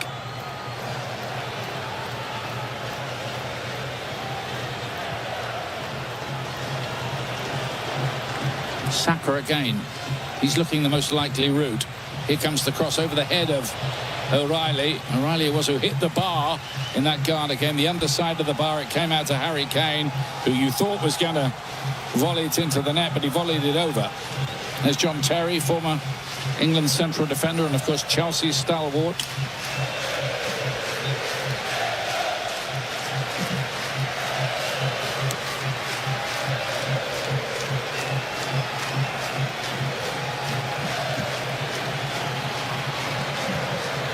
Nil-nil in the other game. Croatia against Ghana. If it stayed like that, England would stay top of the group even with a draw. But there's a lot of football still to be played in both of these games. Quite a bit could happen. Probably will, the way this has gone.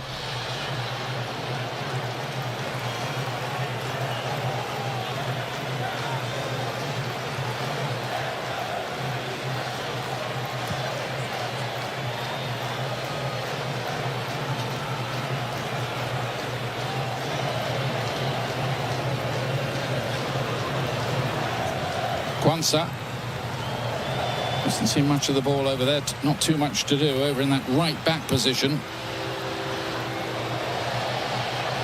Kehi looked to change the pace of the attack. Bellingham thought he was fouled.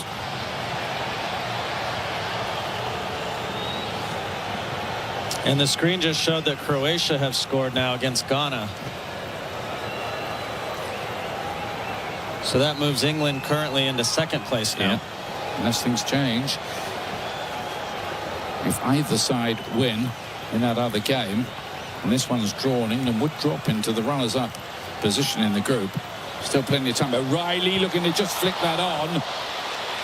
Little back header from him. So just to confirm that, that's how this table would look if results stand, as Barcenas spreads the ball out wide. Rodriguez.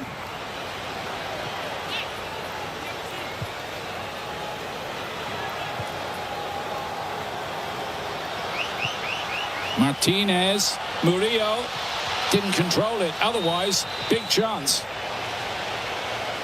He was offside in the end, I believe, but Panama just growing into the game. Nico O'Reilly gets caught ball watching here.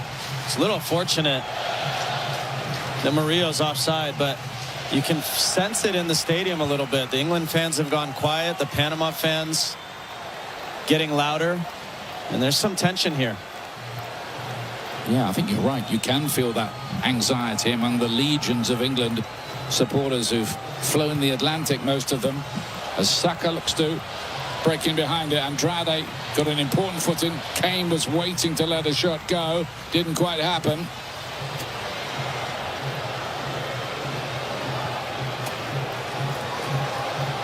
Here's Marcus Rashford. For a couple more days, he's still a Barcelona player officially. Manchester United have his registration and will get it back again on July the 1st.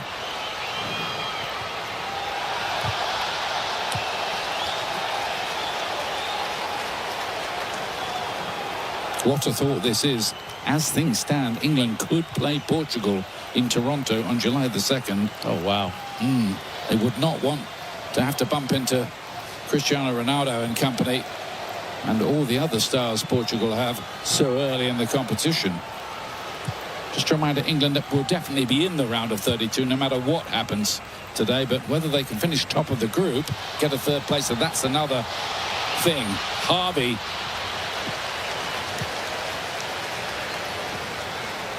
Looks like Thomas Christensen's got the tactics spot on for Panama. They've got runners coming from midfield on a regular basis when they do get out. Rashford.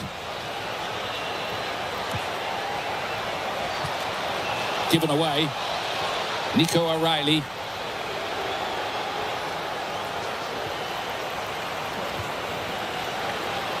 Easy clearance for Gutierrez. Now Rodriguez.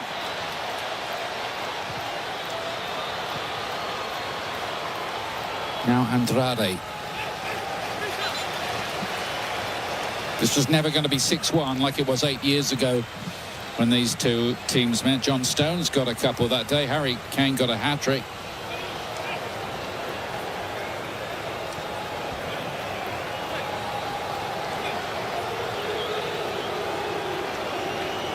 Just a bit of a problem for Andres Andrade. When his pass was the first Panamanian player to play in Germany's Bundesliga.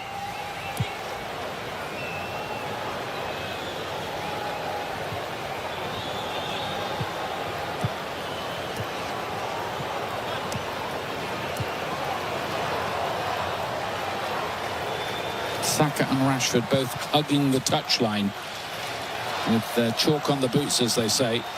Here is Rashford.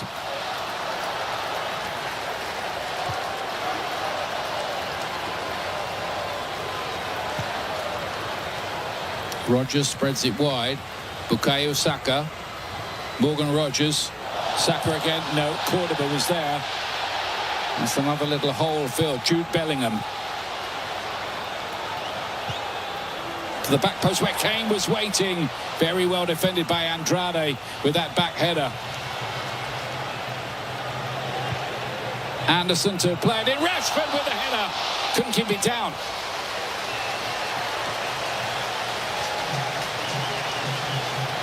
Good spell of pressure here. Ultimately, it comes to Elliot Anderson, who clips a little ball in. Rashford up high.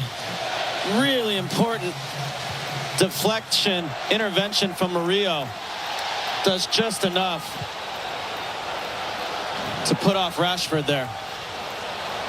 Here he is again.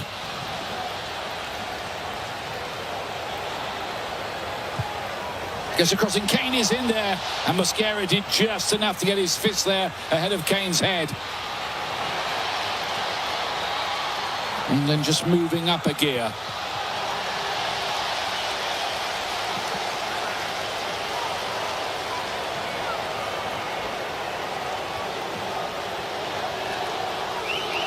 I would think the news has filtered through to the England bench about what's happened in the other game, with Croatia leading Ghana 1-0 and going to the top of the group in the as it stands table.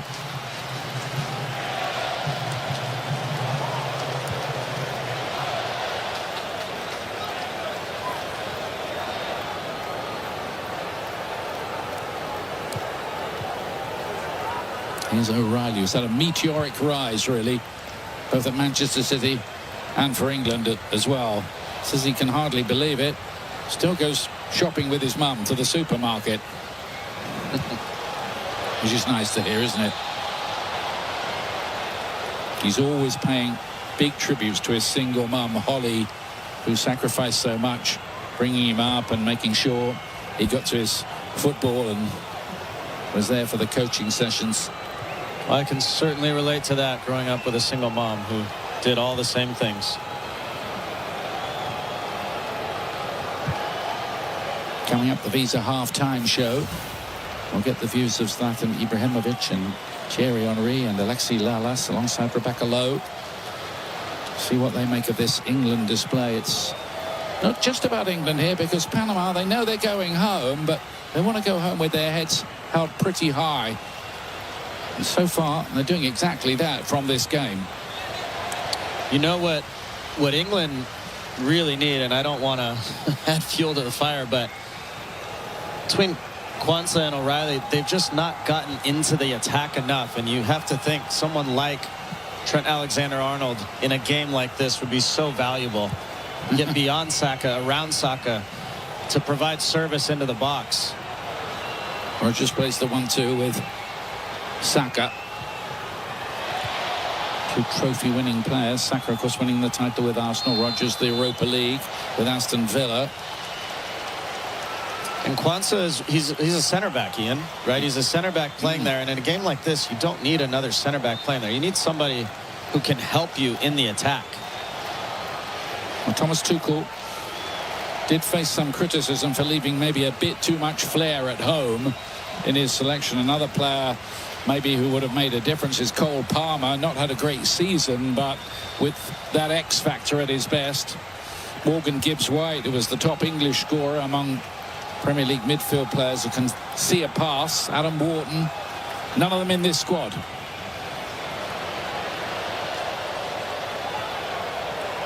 Let's see how it all pans out. Rashford's flick's quite a good one, isn't it, towards Bellingham.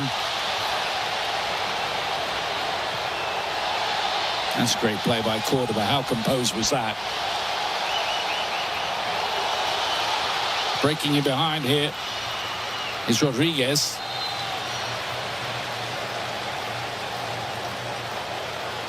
Cordoba's been excellent so far. Here is O'Reilly. Another cul-de-sac. There have been quite a few of them for England. Michael Murillo on this side. Who's a bit of a national treasure, they tell me, among the Panamanian supporters.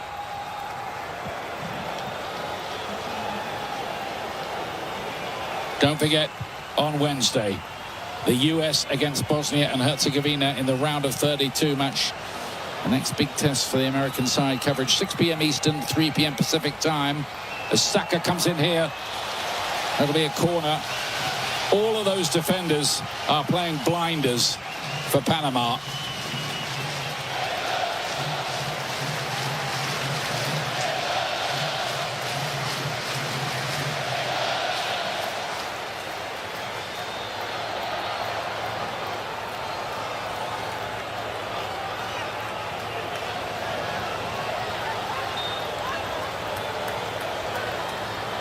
Panama made it hard for Ghana. They made it hard for Croatia. Both those sides, though, did find a winner. Here on the brink of half-time, England with another corner kick.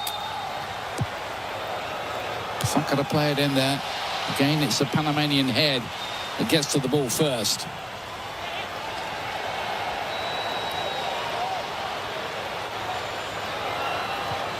Rashford's come out to the right-hand side. And that's gone out of play. Jeez. Not good. Just the quality has been lacking. Few moments to exploit this Panamanian defense, and you can see how frustrated they are. Silent here. I think reality's setting in a bit, Ian. Some worried faces there, and one of them belongs to Thomas Tuchel, of course, who's seen so much and won so much as a coach along the way, including the Champions League with Chelsea, the Bundesliga with Bayern Munich, a couple of titles with Paris Saint-Germain, the German Cup with Borussia Dortmund. This is his first national team job, and his assignment has been already extended by a couple of years before anybody saw what would happen at this World Cup.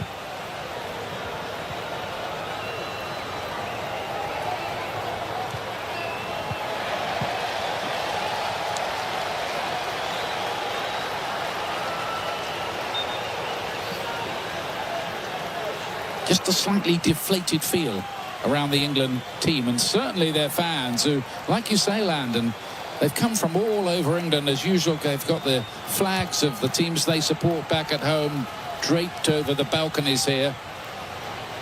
But they're wanting to see something better from England. Here's Kane, who's had very, very few touches of the ball in this first half. Coming off a stellar season with Bayern Munich, which included 61 goals and 7 assists. He got 19 more goals than Kylian Mbappe. He's had a phenomenal season, and you just feel bad for me. The service, the quality of the play into him has just not been great. He was excellent against Croatia, but since then they've gone now 3 halves without scoring and really without looking like scoring. Of course, these moods can change in an instant. Gutierrez, who says he loves to play like a Brazilian left back if he can.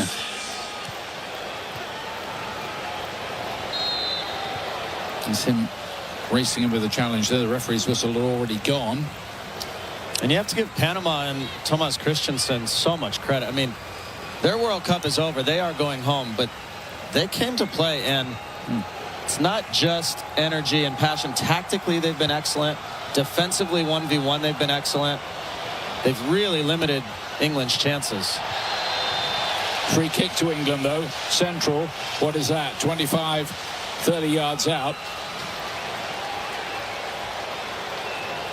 So the aerosol can will come out here.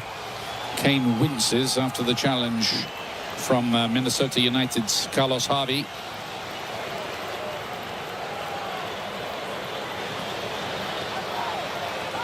I saw Marcus Rashford score an absolutely spellbinding free kick in the Clásico for Barcelona against Real Madrid just a few weeks ago. He might fancy this.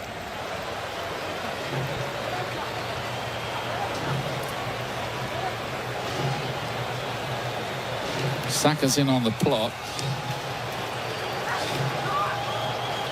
Needs something special, that's for sure.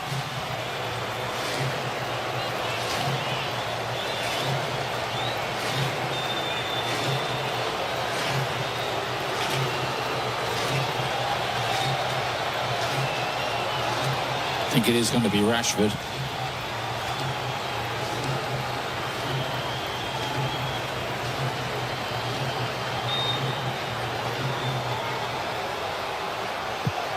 It's a good effort, very good effort. Just narrowly past the post. How narrowly?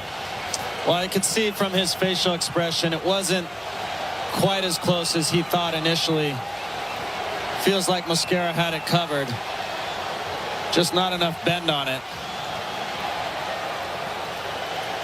3 minutes of added time, and we've nearly had that already. England foiled and frustrated. Panama playing excellently. And Rodriguez looks to get in behind here. Pickford was a little slow off his line. He was going backwards and had to change gear a bit. He has been so good in this first half. Panama's best player and consistently putting England under pressure in those moments. As things stand, Croatia lead this group as the half-time whistle goes. England need to be better. Thomas Tuchel knows it. Frustrated so far. We'll check in with Rebecca Lowe in Los Angeles after the commercial, and she'll be alongside Thierry, Zlatan and Alexei, of course.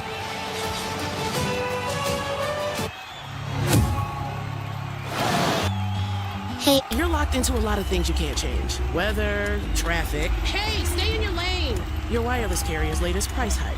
But you can unlock a better way. Unlock the savings at Boost Mobile and save up to $600 a year. Switch to the $25 a month unlimited wireless plan. No contracts, no price hikes, and you keep your phone. Stop being locked into their games. Unlock the savings at boostmobile.com/unlock. Based on average annual single line of payment of AT&T, Verizon, and T-Mobile customers compared to 12 months on the Boost Mobile unlimited wireless plan as of January 2026. For full offer details, visit boostmobile.com. For adults with Crohn's disease or ulcerative colitis symptoms, every choice matters. Tremfya offers self-injection or intravenous infusion from the start. Tremfya is administered as injections under the skin or infusions through a vein every 4 weeks, followed by injections under the skin every 4 or 8 weeks. If your doctor decides that you can self-inject Tremfya, proper training is required. Tremfya is a prescription medicine used to treat adults with moderately to severely active Crohn's disease and adults with moderately to severely active ulcerative colitis. Serious allergic reactions, increased risk of infections or lower ability to fight them, and liver problems may occur. Before treatment, get checked for infections and tuberculosis. Tell your doctor if you have an infection, flu-like symptoms, or need a vaccine. Explore what's possible. Ask your doctor about Tremfya today. Call 1-800-526-7736 to learn more or visit tremfyaradio.com.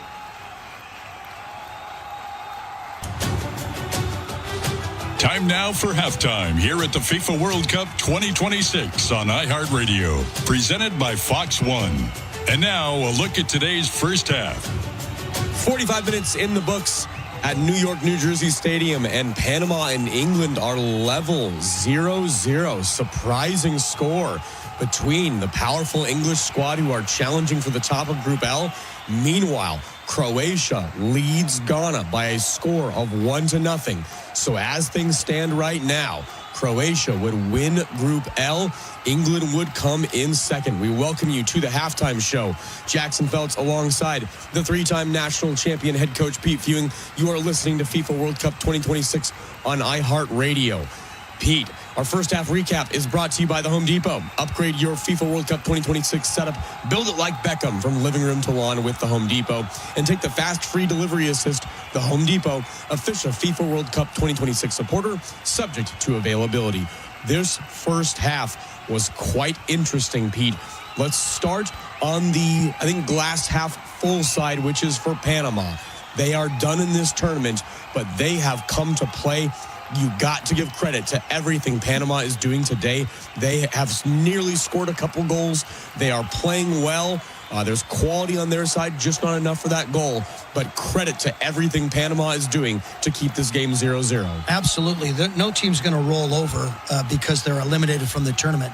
There's a pride aspect. You're playing for your country. It might be your last World Cup. Panama's looked the part. They have bunkered in. They started with a 5-4-1. Fair enough. That makes good sense based on personnel they have, England's personnel, and it's worked. And then they've had a couple of opportunities. They haven't really been able to capitalize. Pickford had to push one to the near post, really well hit, and he pushed it wide, so it's good. So you got to give them some credit. They have to feel good in the locker room right now. And hey, you're playing in a World Cup. It might be your last, but you're playing England, right? And that's a marquee national team that you get to play against, and you're playing against some, Bellingham, Kane, right?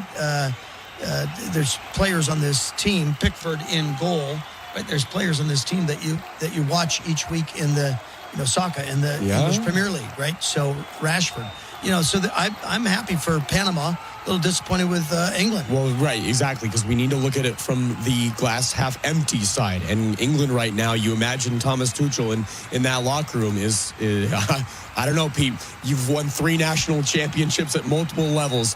He has obviously won many, many titles in his career. I imagine that England locker room right now is a fair bit different than the Panama locker room. What's going on in there, you think? You know what? I think that's a great question, because I think about scenarios, right? And this is a scenario because Tuchel has had so much success, because he's looking at all these guys that want to win. I could see him, throwing a Gatorade bomb, against the wall, and just getting out and pointing at Kane saying, what are you doing? And Saka, and getting after the guys, because he's got to wake them up. You asked before the game a very good question. Has England arrived? My response was, we'll see after this game. Have they arrived? Not after the first half. And I want them to do well. My mom's Manchester, my dad's Bath, right? I'm vested. But I don't think that they've gotten out of the gates. The quality hasn't been there. Last 10 minutes was better, but in their service into the box.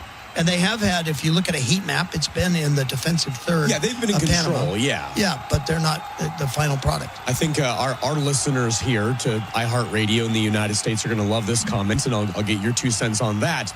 Right now, if it was a game in 4 days between the United States and England, I'd feel pretty darn confident that the United States would beat England, because England does not look convincing at all.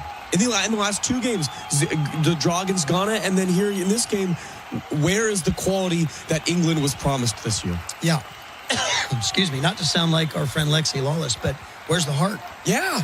Where's, let's take a break, because it's 0-0 right now between England and Panama, and it's a very, very surprising first 45 minutes. Panama, obviously, they're done in this tournament. England had a chance to win this group, but it is a 0-0 game. Let's talk more about what's gone on in the first half and keys to the second half, because England, if they want to win this group, they need to win this game. We'll continue next. You're listening to the Halftime Show, and you're listening to FIFA World Cup 2026 on iHeartRadio. You're locked into a lot of things you can't change. Weather, traffic. Hey, stay in your lane. your wireless carrier's latest price hike. But you can unlock a better way. Unlock the savings at Boost Mobile and save up to $600 a year. Switch to the $25 a month unlimited wireless plan. No contracts, no price hikes, and you keep your phone. Stop being locked into their games. Unlock the savings at boostmobile.com/unlock. Based on average annual single line of payment of AT&T, Verizon, and T-Mobile customers compared to 12 months on the Boost Mobile unlimited wireless plan as of January 2026. For full offer details, visit boostmobile.com. FIFA World Cup takes the global stage from June 11th through July 19th on Fox 1, the official English streaming platform of FIFA World Cup 2026. Stream all 104 matches live and get closer to the action with a personalized viewing experience built around you. Choose up to 4 streams with multi-view, catch highlights before jumping into the action, get live stats in real time, and replay key plays instantly. Experience the FIFA World Cup live on Fox 1. Watch 3 days free. For details, visit Fox.com. Offers are subject to change. See Fox 1 for complete terms and conditions. With VerboCare, help is always ready. Before, during, and after your stay. We've planned for the plot twists, so support is always available. Because a great trip starts with peace of mind. Wait, you went to that show last night? Yeah, literally bought tickets like 2 hours before doors open. And for so much cheaper than Mark paid last month. How? I thought it was sold out. I just checked SeatGeek. That's it? Yeah, you can compare prices, preview your seat, buy instantly, and score tickets as prices drop before the show. Okay, wait, that's actually dangerous. I know. I go to way more concerts now. We should go tonight. I'm already looking. SeatGeek, go tonight.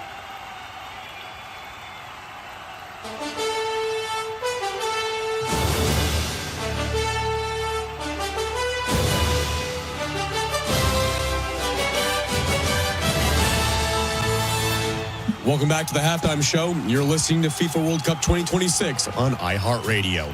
Jackson Fouts alongside the 3-time national champion head coach Pete Fewing. We are at the half. Panama 0, England 0.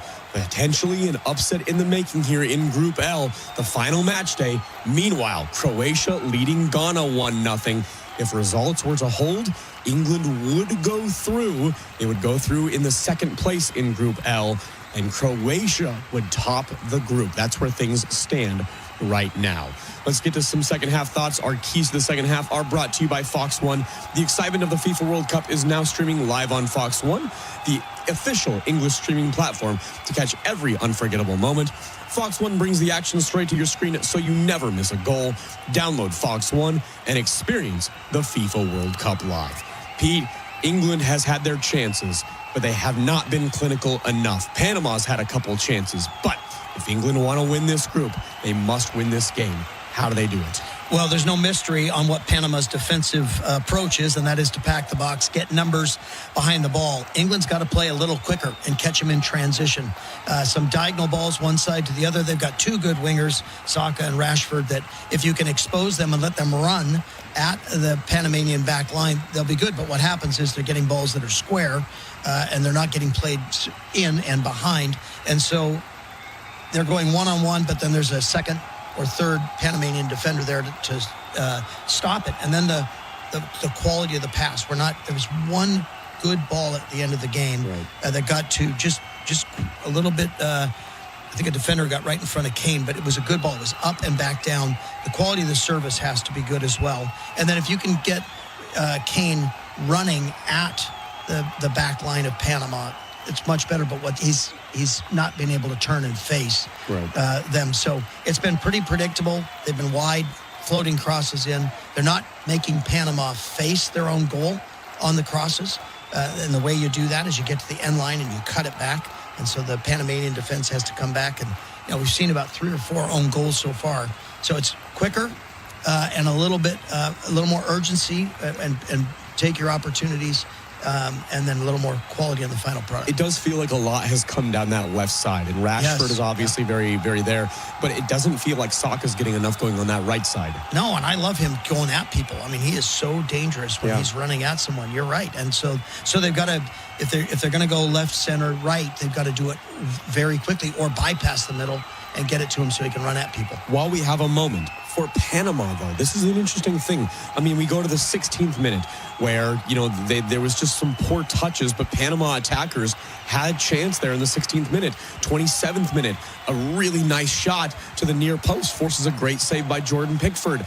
Panama has had their moments, too. And this is a club in Panama, Pete, that is in their second World Cup. They've never recorded a single point in a World Cup. And what a result that would be. They're in this, and they're probably saying, hey, we want to get a result for the first time in our history as a country in the World Cup. Again, that's the beauty of it. We've talked about it with Curacao and Cape Verde, some of these milestones for a club. Who wants to be the first guy to score a goal? Cape Verde Curacao lost 7-1 to Germany. But the guy who got the goal, hey, there's a statue in the making for somebody like that. So, and I like Rodriguez up front. I think he can run at people. I think he's a decent finisher. So, and he's had a couple of chances. Yeah, there's all to play for. Yeah. There's a lot on the line for Panama right now, and it really comes down to pride. I said this last night, who wants it more inside the box? And right now, England needs to show that because it is a 0-0 game between Panama and England. We'll send things back out to New York, New Jersey Stadium in the game. Also, we'll have updates from Ghana, Croatia. A lot to get to here. Second half will start next. You're listening to FIFA World Cup 2026 on iHeartRadio. The free iHeartRadio app is #1 for music, radio, and podcasts, all in one. Discover a new podcast from our library of over 350,000 titles. Here's an iHeartRadio podcast preview. What is it that you thought your brother did for a living in those years? Oh, well, I knew that he was, for the most part, I had the feeling that he was in the business of gaming. And that is William Michael Bulger, or Billy, as he's usually called. His 18-year reign as president of the Massachusetts Senate is still, to this day, the longest tenure in history. Once his historic run was finished, he became the president of the University of Massachusetts. He has also received his Doctor of Jurisprudence from Boston College Law School, and he has more than 20 honorary degrees from a wide variety of esteemed institutions. And despite all of these accomplishments and accolades, what William Michael Bulger will most likely be remembered for is something that was largely out of his control. It is the one thing in life that is out of everyone's control. Family. They were lucky they didn't try to do nothing. That is James Bulger. You may know him better as Whitey. Billy's story would never be complete without Whitey, and vice versa. But there are more people involved than just the two brothers from the Old Harbor Village Housing Project in South Boston. To examine the lives of the Bulger brothers, one must examine the brutal deaths of 19 relatively unknown souls. This is a story about evil incarnate. This is Dirty Rats. Listen and follow this podcast for free on the iHeartRadio app. #1 for music, radio, and podcasts, all in one. We now rejoin Fox's live play-by-play coverage of the second half of today's FIFA World Cup 2026 match. Follow all the exclusive World Cup action on iHeartRadio.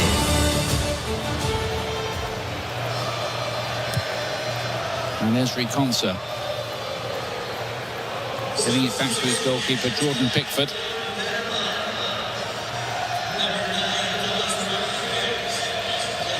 Landon, what do England need to do differently?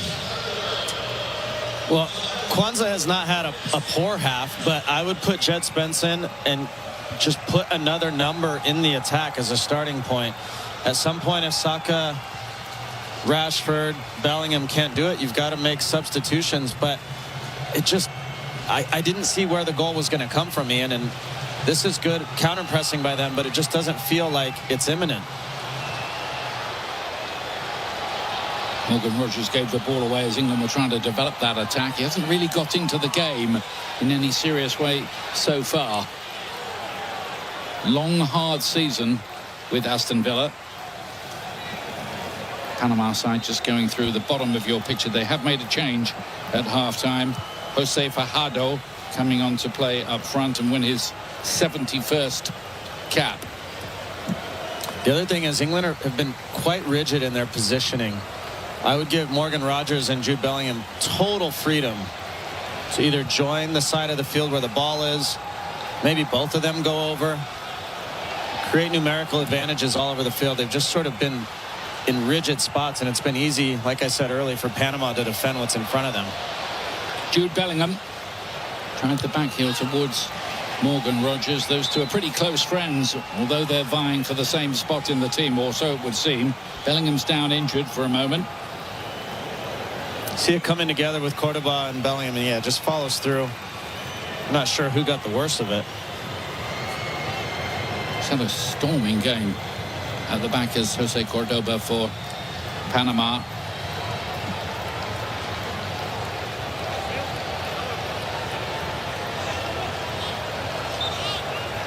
Painful one for Jude Bellingham, part of a troubled season at Real Madrid.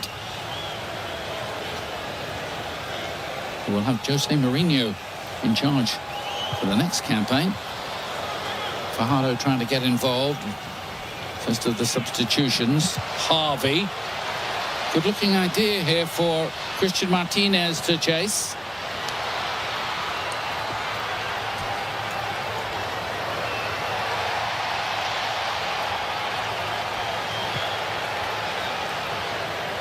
Had a nice quote, Thomas Christensen. He said, we want to look the rest of the football world in the eye when we finished this World Cup. I think they can do that, you know.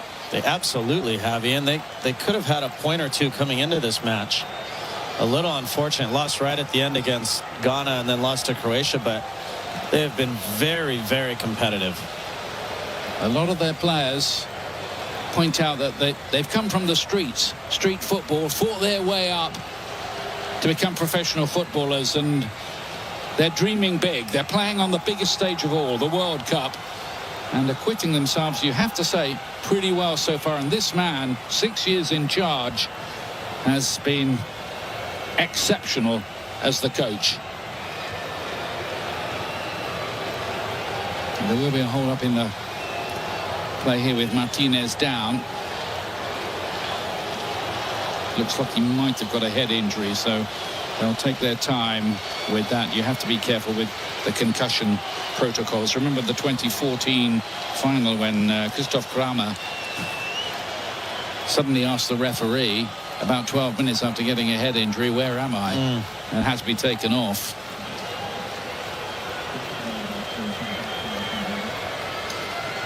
Let's go down to Jeff Shreves for a moment. Jeff? Yes, Anthony Barry's given his half-time interview, Ian, and he said, we are aware of the score in the Croatia game, but we've got to concentrate on our own game. He alluded to the stadium being like a home game for England, the fantastic support. He said they lost too many balls centrally, but after about 30 minutes, they're taking more control. Now they're going to make most of the firepower they have going forwards. Let's see if that happens. Rashford, Kane's continue with his run in the middle. Rogers is arriving as well. Danger, but more good work by the outstanding Cordoba. This time they're looking to use the pace of Fajardo. Not quite sure the reason for the change. Maybe Rodriguez had just picked up some kind of injury or knock in the first half.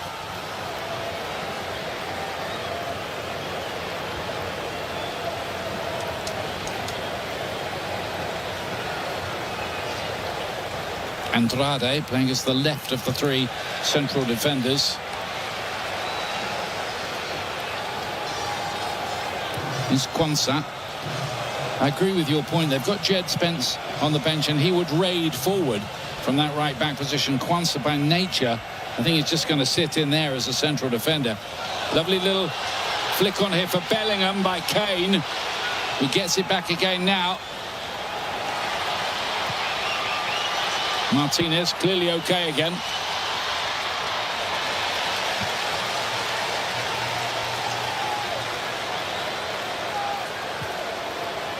Funnily enough, the danger for Panama might come if they start to become a little more ambitious in the game and fancy they can go on and maybe even win it.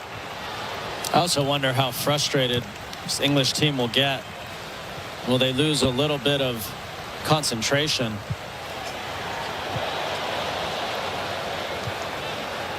England have only ever lost once at the World Cup to a CONCACAF team, and you know who that is, don't you, Landon? I think so. USA 1950, Belo Horizonte in Brazil.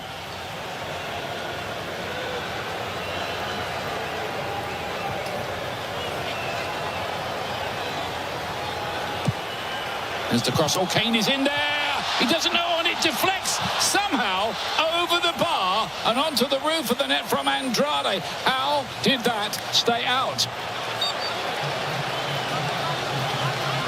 Extraordinary. I thought this was going to hit the net 6 times, Ian. The first one comes in. Cordoba makes a mess of it. It falls. You think Kane's going to turn and slot it home. It ping-pongs around. Cordoba goes to clear and somehow hits Andrade, bounces off him, and over the bar.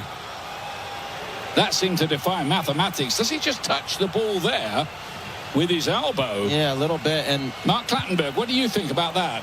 No, I'm watching different replays, and it looks like as the ball's coming in, it actually hits his leg, not his arm. Therefore, I don't believe it would be a penalty. Even if it hit his arm, it would be an accidental. Thanks a lot. Is Fajardo.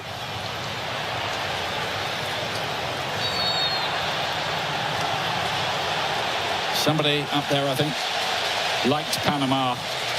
The way that all happened and unfolded, they might argue that they're deserving that break.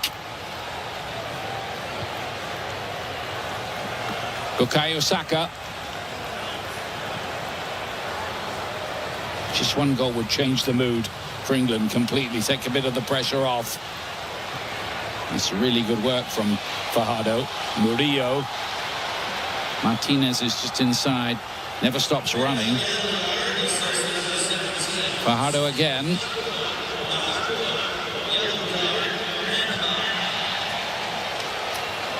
Hard labour this for England, and a hard watch for the thousands of fans who've flown the Atlantic Ocean.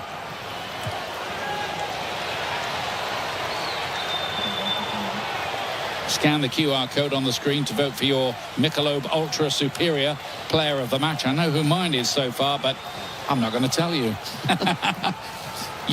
You make your own pick.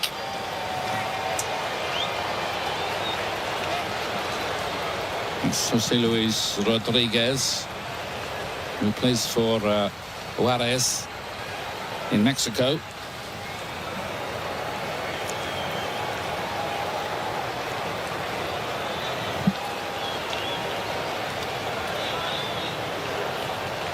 Statisticians tell me that Marcus Rashford has lost possession in this game 16 times. Saka 13, the most of all the players. But I guess the counterpoint to that is he keeps on trying, and he's going to try again here. It's Rashford.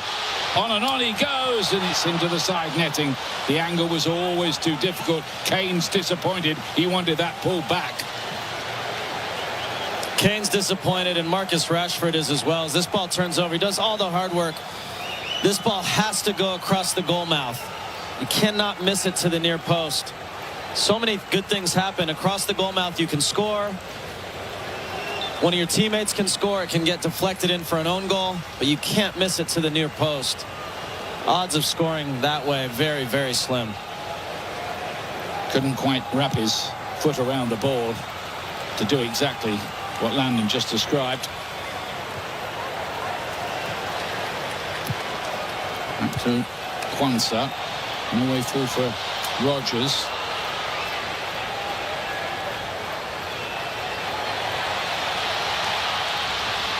Rodriguez looking at Ben one. Oohs and ahs from the Panama fans. And it's not just frustration now for not scoring for England. They've got to be careful. They could lose this game. Rodriguez, who's been excellent, comes inside on his right foot. Certainly had Jordan Pickford's attention. Ultimately a little wide. But a big warning sign there for England. Escobar with the challenge on Rashford. Escobar on his return to the starting lineup has had to work very hard Rashford's been full of positive intent, but so far with no real end product.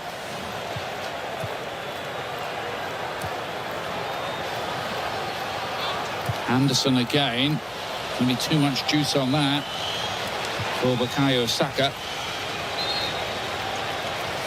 Amazing thing with Marcus Rashford, Landon. This is his 21st major tournament appearance. Only the 3rd time he's ever been in the starting lineup.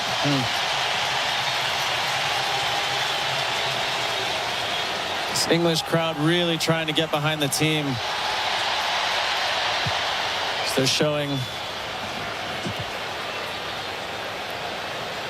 the screen, but they really are trying hard, Ian. Here's Kane. Will he get it right? Great save. Mosquera. Save he would have expected to make, but it was travelling. Rashford. O'Reilly. Here comes the crossing. Kane is there again. Immaculate control. Now Kwanzaa. And then Anderson towards the back post. Good defending Escobar, I think it was.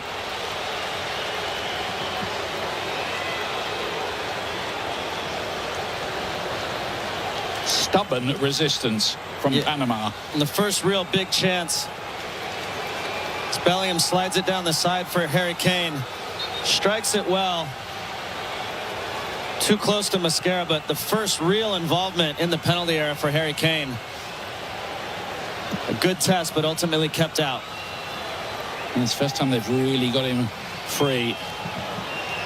Great to see the young fans. What a thrill for that young fellow to be at the World Cup.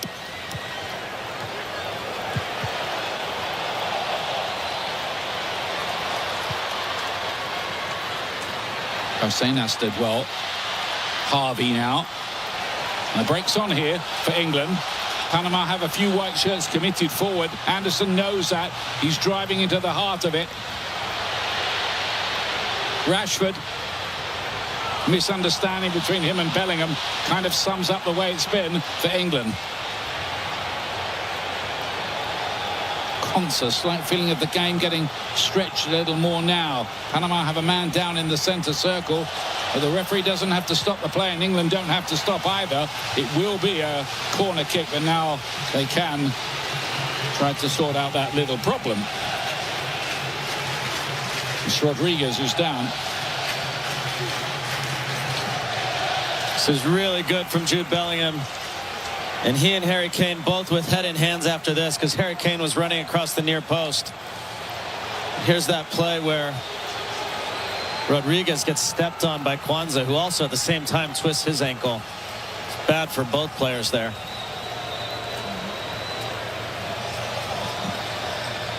Coming up on our Fox networks, Group K concluding with Portugal, of course, featuring Cristiano Ronaldo to get a couple of goals the other day. They're playing Colombia. That's going to decide top place in that group, which will affect what happens to England, of course.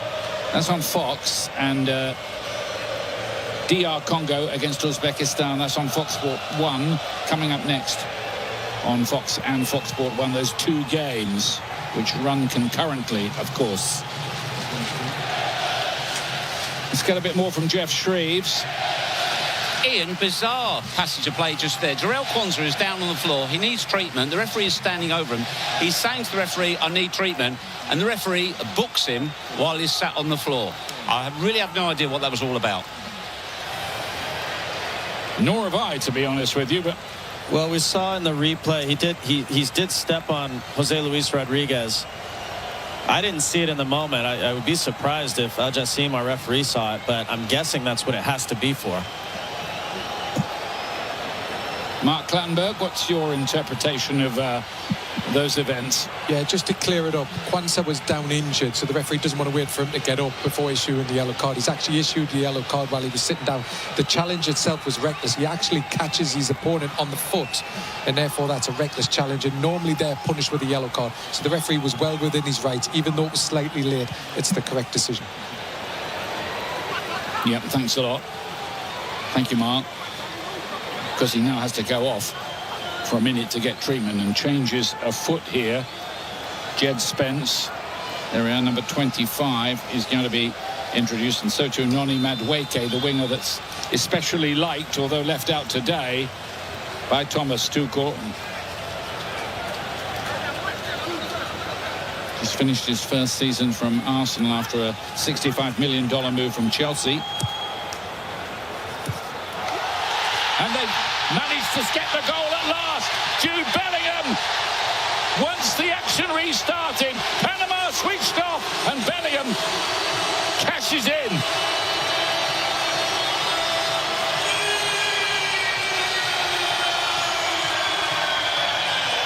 Relief at last for England.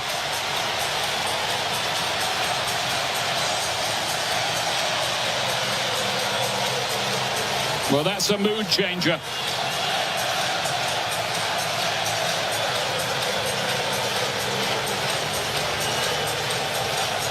There was so much confusion leading up to this. Ultimately, it gets played in quickly by Saka. Bellingham, being held, just throws his left foot at it, off the toe. Mascara can't see it. And you just felt it was going to take something bizarre or something special to finally get England on tune here. Jude Bellingham, the man to do it. 1-0 to England. It's the third World Cup goal for Jude Bellingham. And he struck at a vital time there as the frustration was mounting. It did look, to be honest with you, as though Jorge Gutierrez, the left back, should have won that ball. But he was looking at Bellingham and not the ball. And Bellingham was looking at the ball and the net. 1-0.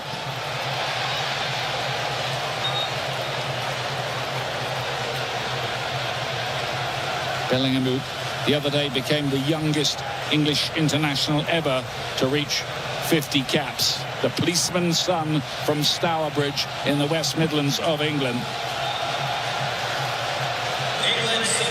The Real Madrid star has changed things here. Now there's a buzz around this stadium from the England supporters.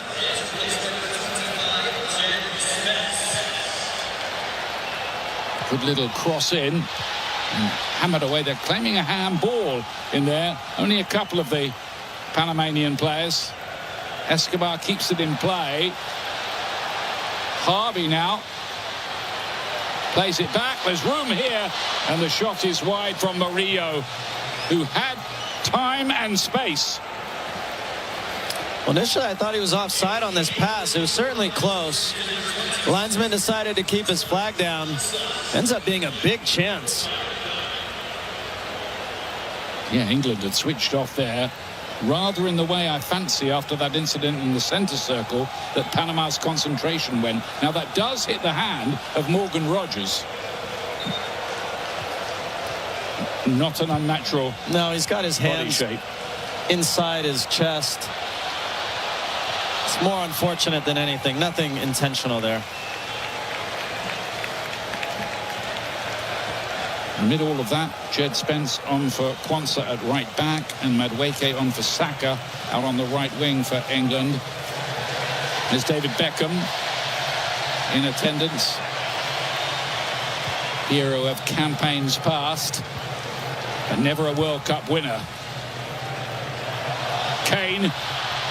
Space just starting to appear. Rogers was hoping that might drop his way. Good little flick on. Rashford cuts it back. Kane in space. Escobar got the block in. Kane, who got a hat-trick the last time England faced Panama in Russia in the 2018 World Cup.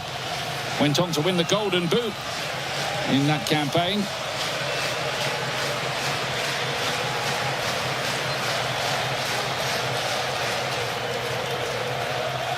And all of that means that on the as it stands table, England have gone back to being top of the group. And we'll play a third placer. Rashford knew he was offside there.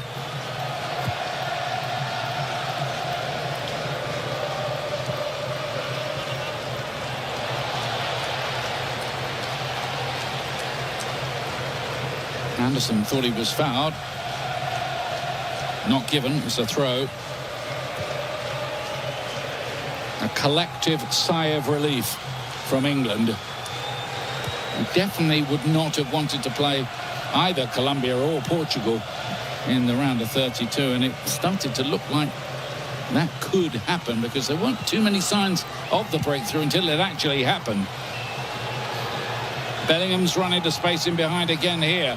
Rodgers is waiting in the middle. Kane's waiting in the middle. Kane! 2-0! England pull away! And Harry Kane yet again.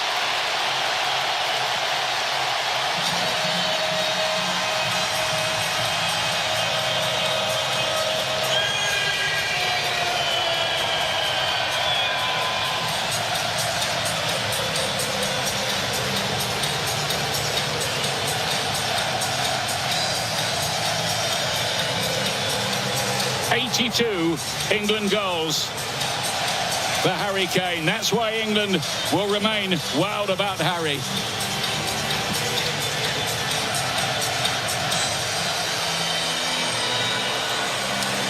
Well, the first England goal brought relief. This time it brings joy. Really good job here, creating space, and you see how clever Harry Kane is with his movement. The ball's clipped in. He starts at the back post. Cuts across Andrade. And once he gets his head on it, you're just waiting for it to hit the net. That man has done it again for England. 2-0 to England. Fantastic goal from Harry Kane. That's a goal and an assist, by the way, for Jude Bellingham. And what that goal means is that Harry Kane is now the all-time record holder for England goals at a World Cup. He was level with Gary Lineker on 10 apiece. He moves to 11. It's going to be a break for the players to take a drink now, but Jude Bellingham has become the star of the show here, scoring and assisting. First goal from him, then the cross to set up Harry Kane for another one.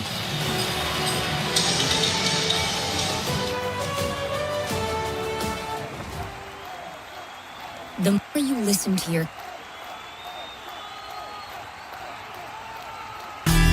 Unlock the savings at Boost Mobile and save up to $600 a year. I've been scouting these big carriers for a minute now, and I've seen them pull the same play 1,000 times. They promise you the world, then hit you with a price hike right when the game gets tight. But Boost Mobile, their $25 a month unlimited wireless plan is the most consistent player on the floor. No contracts, no price hikes. Unlock the savings today at boostmobile.com/unlock. Based on average annual single line payment of AT&T, Verizon, and T-Mobile customers compared to 12 months of the Boost Mobile unlimited wireless plan as of January 2026. For full offer details, visit boostmobile.com.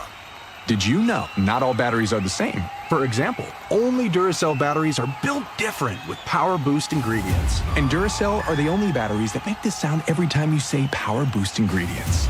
See? Duracell batteries with Power Boost ingredients. You try. Told you. Duracell batteries are built different with Power Boost ingredients. And they're built right here in the USA with US and global parts. Upgrade your FIFA World Cup 2026 viewing experience. Build it like Beckham from the living room to the lawn with the Home Depot. Create a box seating experience with flowers for pops of color surrounding your pitch, the smell of grilled favorites, and a freshly painted fence sporting your team's colors. Fast free delivery is your home field advantage with charcoal, string lights, or whatever the game calls for right to your door. A clean assist. Build it like Beckham for match day.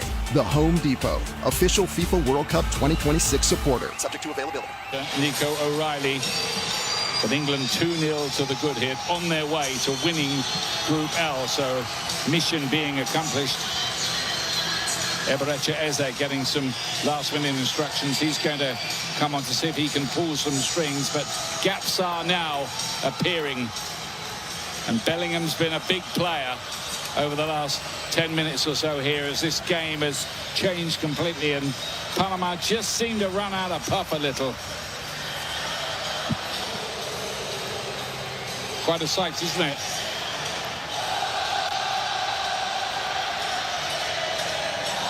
They're playing Living on a Prayer. Well, I think England's prayers have been answered, haven't they? Well, it felt like they needed a prayer for a long time, especially in that first half, but party mood has ensued. Fans here are loving it.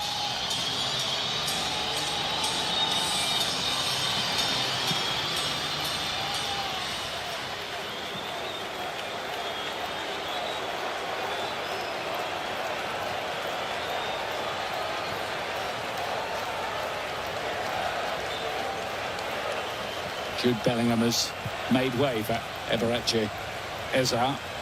It's just to keep him nice and fresh and ready and free from any possible injury for the round of 32.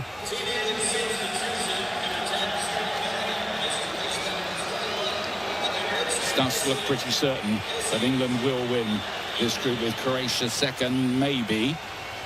If they can hold on against Ghana, that could change, second and third. And the way things are just shaping, as things stand, is England might be up against Senegal in the next round. Senegal, who got out of jail with an amazing win over Germany.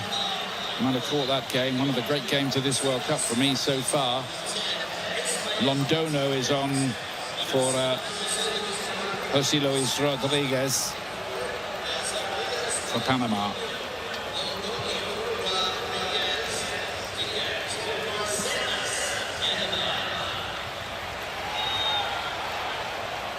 Just looking at Elliot Anderson there, he bites through so much work. That's why Manchester City want to pay the big money. I wonder whether his arrival at Manchester City might mean the end of Rodri there in time. Could be. It's a defensive midfield linchpin. I think Newcastle United are due a cut of that fee as well. Newcastle never wanted to sell him in the first place. They had to for financial regulation reasons, and he's now become one of the top midfield players, I think you'd have to say, in the world.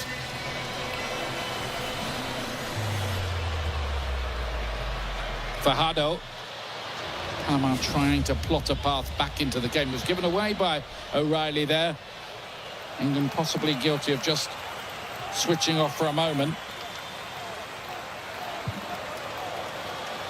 Lively start from Londono since he came on, and then Ismael Diaz, who's also just been introduced, plays in Liga MX for Leon. It's an excellent service. Ismael Diaz arriving late. Seen that a few times today. Just can't get up over on top of the ball and head it down. Got 6 goals in the Gold Cup, didn't he, Diaz? Makes you wonder why he wasn't in the starting lineup, really. But I guess the coach has his reasons with the assignment in hand. And looks like Panama's quest for a first ever World Cup point will go on. It just started to switch off a little. The concentration levels were really good before that. Diaz to play this one wide. Londono. Diaz again. Martinez is in here and goes down rather theatrically. Not going to get that, but there is a shot on the angle.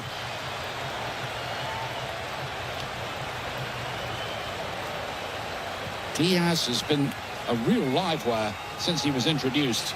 This ball's clipped into Martinez. Not enough contact for a penalty, but good reaction by Diaz. Does the same thing that England did on the other side.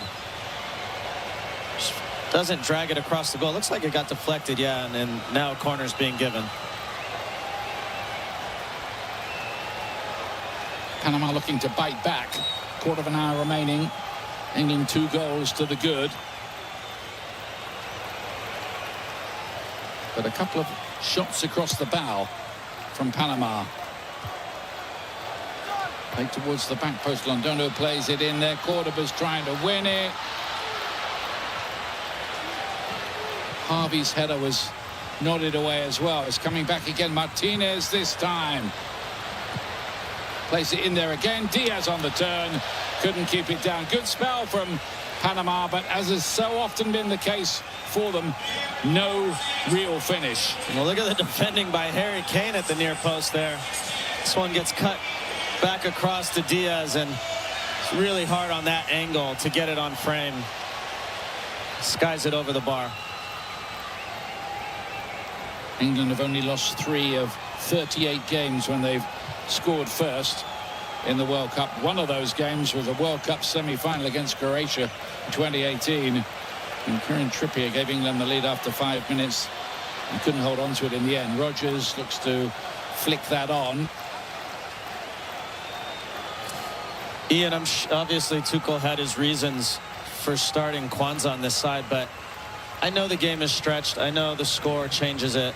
And Panama are a little more open and also tired, but Jed Spence, just his ability to go forward and put Panama under pressure, you feel like that would have been a smart thing to do from the beginning. And depending on who they play in the knockouts, if it's Senegal, if they feel like they're going to have a ton of possession, it might make more sense to start Jed Spence there to get into the attack more. In that other game, by the way, an interesting development. Ghana have scored. It's under VAR review, but that might be an equalising goal just to change things a little further down the group. England on top of it, of course, as we go along here.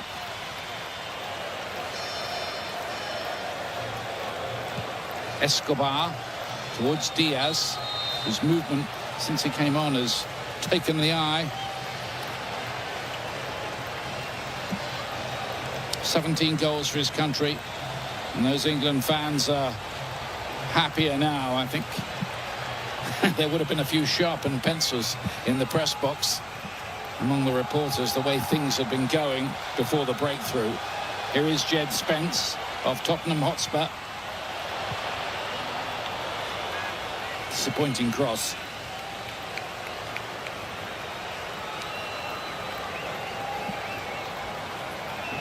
Spence was actually signed by Antonio Conte for Spurs. It was 881 days and 3 loans later before he made his first start for them. So they obviously got him aboard at Spurs, but then didn't really fancy playing him. I think he's enjoyed maybe making his critics eat their words. He finds himself in an England World Cup squad here.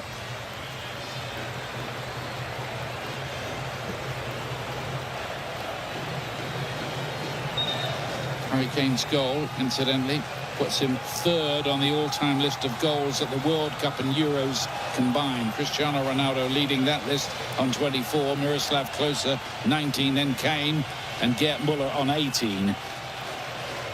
He's keeping pretty good company there, isn't he? Just have to enjoy it while he's still here. He's been the next in line, long line of fantastic England goal scorers. He is a joy to watch in the penalty area. Ghana have gone second in the group. That goal stands up for a VAR review. Croatia 1, Ghana 1 now in that group.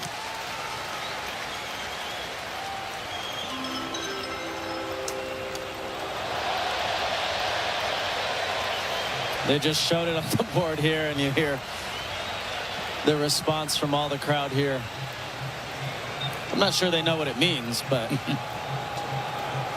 think you do the fans a disservice. They're pretty switched on toward the developments.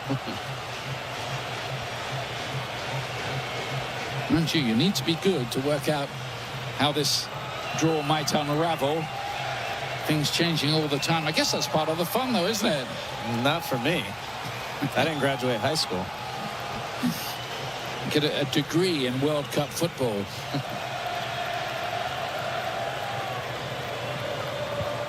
O'Reilly to Rashford. He allows Cordoba to get it away for Panama.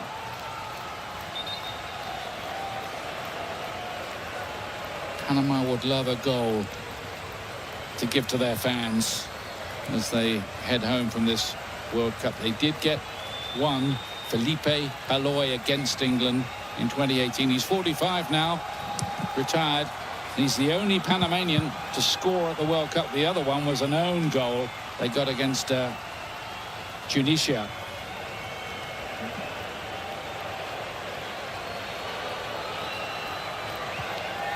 USA game coming up on Wednesday against Bosnia and Herzegovina. It's a must-watch, isn't it? Coverage starting 6 p.m. Eastern, 3 p.m. Pacific on Fox. Can England add to their lead? Madueke not able quite to keep that in play. It's a battle for that right wing spot between him and Saka. Both play for the same club. Saka's first choice definitely for Arsenal. But Thomas Tuchel would say he's not quite so sure. Be very interesting in the next match to see who starts. Saka was okay tonight. Madueke, lovely cross. But Tuchel clearly has an affinity for Madueke, so it'll be interesting to see what happens. Diaz on the chase again here. Good speed, wasn't it, from Gehi? Excellent from Gehi. Read it well, protected the ball, and then rolled it back to Pickford, and Pickford shows his appreciation. That's Kane in the left back position. He does like to drop deep and spray passes around these days. It's all just part of his footballing DNA.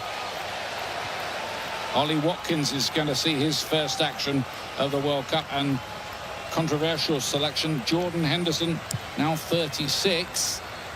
He goes back to Euro 2012 in England tournament history. Back in England playing for Brentford this last season.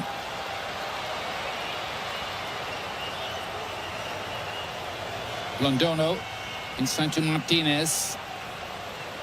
And Cordova, who was outstanding in the first half. Andrade's cross. Kane did well there. Eze. Rodgers was balked in his run, and once the decision in his favour, it looked like he was breaking in behind. It will only be a yellow card for Andrade. This is very smart from Andrade, because Rodgers was gone, and he just reaches and pulls him down. And he does it early enough, Ian, where I think it's difficult to send him off. If he waits another second or two, you might have to send him off. Well, was that a denial of a goal-scoring opportunity? A long way from goal, Mark Clattenburg, but it's in the conversation, isn't it? Yeah, it can certainly be in the conversation, but there's a few factors that the referee needs to look at. Has the player got a good chance to get the ball? Yes. It probably, the only thing that could go against him is the distance from goal. Like Landon says, it's a long way from goal. A lot can happen, so therefore there is a slight doubt, and therefore they would normally go on the eye of the caution side of it and more give a yellow card than a red card. But if it was further up the field, it certainly could have been more of a red. Referee was kind. Didn't give it for the reasons that Mark's just explained. Henderson and Watkins on for Anderson and Kane. This is the luxury England can now afford, having got the job done in an improved second half display. You have to say, though, a long way from being convincing or having a wow factor yet, England. Yeah, I'm not sure it's going to silence many critics. In the end, yes, they get the job done. Even if they score 3 or 4, it's not going to feel great given the way the first half went. Simply put, they can't play that way and expect to go deep into this tournament. So they will need to get better. But in the end, they did get the job done. Which was the object of the exercise. Here's Jed Spence. And Jordan Henderson. And one of the big reasons for picking him is he's such a good tourist, such a good guy to have in the dressing room. And here he is, breaking in behind here as well. Laid back towards Morgan Rodgers. Oh, he gave it away back there. Harvey nearly made a present of the ball. Ollie Watkins out there scored a dramatic late winner in the European Championship semi-final against the Netherlands. Said he's never hit a ball like that in his life before. Meanwhile, Croatia lead 2-1 against Ghana to go back into second place in the group. Yeah, so a battle going on there for second.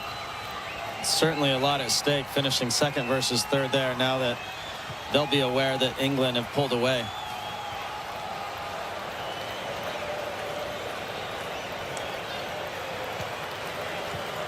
I think we'll let Rebecca Lowe and the whiz kids in the studio unravel it all, what it all means. Is Ezza's a lovely player to watch. Full of visionary passes and clever touches. Madueke lays it inside Ezza. And then Jed Spence was trying to hit that. England threatening a third goal. It's Henderson again. Seen it all with Liverpool, of course. Had that spell in Saudi Arabia. He's come back to England. And Thomas Tuchel swears by him, which is why he's in this squad. Rashford. Still Rashford. Just couldn't quite get the shot away. Spence. They're tired. Now, Panama. Tired legs, tired minds. And Rashford scuffs his effort behind and looks thoroughly fed up with himself. He's worked really hard tonight and created a lot of great opportunities. This ball comes in. Panama falls asleep at the back post. This ball's hard to hit. You have to really concentrate to get good contact on that at this point of the match. He's tired. His legs are tired, and you can understand why he scuffed it. But he's had a solid performance. Of course, he's going to need to continue to contribute if England want to go far in this tournament. And comes the veteran Eric Davis, formerly of DC United, among many other clubs. The left-back position he usually plays.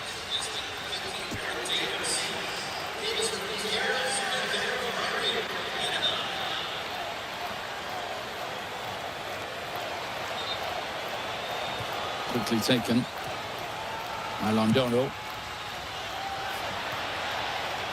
And that will just drift behind in the end for a goal kick to England.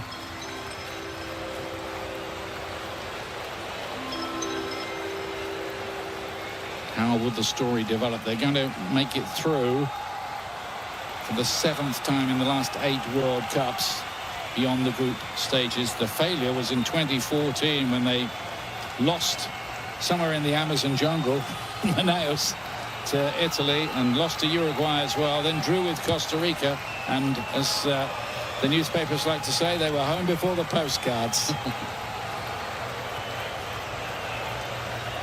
As you imagine, it didn't go down too well. Oh, that's a little bit loose from Martinez.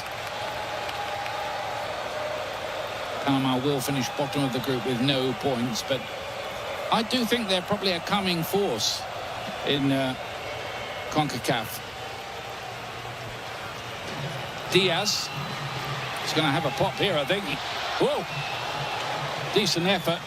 Not quite on target. Last minute of the 90.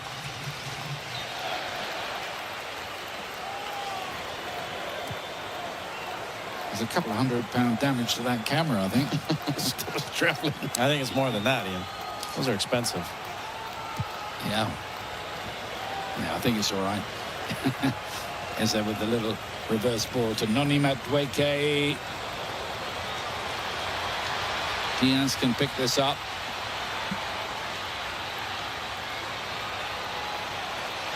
Tried the dazzling footwork. It didn't quite match. Madueke. Game's pretty open now. Cordoba, Panama taking the view. Well, we might as well give it a go, seeing if we can at least get a goal to go home with.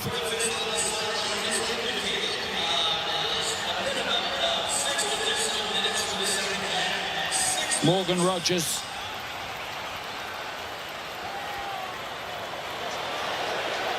Still Rogers. Oh, it's clever movement here from England. Madueke was there. That could have been 3 very easily.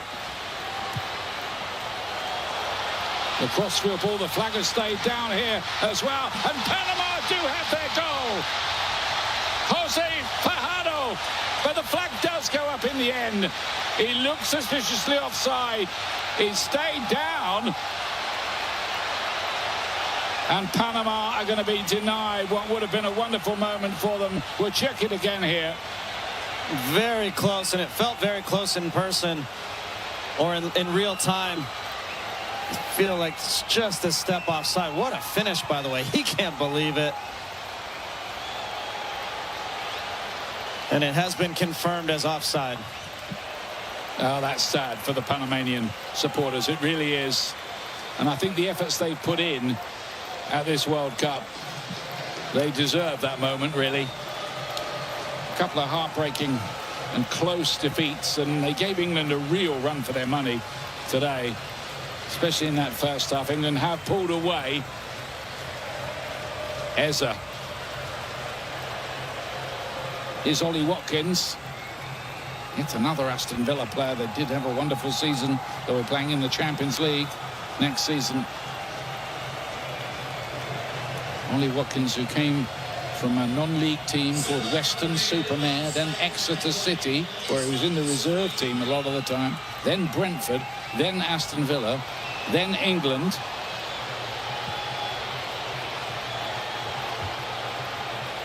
What you might call a rags to riches story. Nice story. And a lot of footballers have very similar pathways. They weren't all glamour boys from the word go. Takes a lot of work. Considered pretty well. Picked up by Davis. And they can try again. It was Fajardo once more. Couldn't quite get his head to the ball to steal a little headline for Panama. Well, they've tried so hard to get that goal tonight.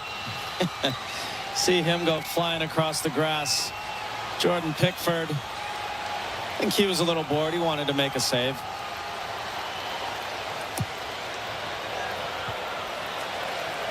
Corner's a waste. 6 minutes of added time. England will top Group L and wait to hear who the third place team will be that they will meet in the round of 32. That game would be in Atlanta on Wednesday.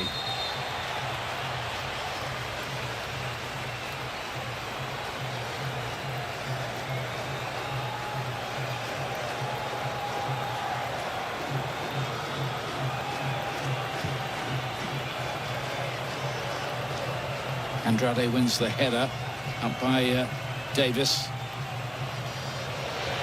Eza deflected. Goalkeeper was on a wing and a prayer there, wondering where it was going. It's the worst situation for a goalkeeper to be in.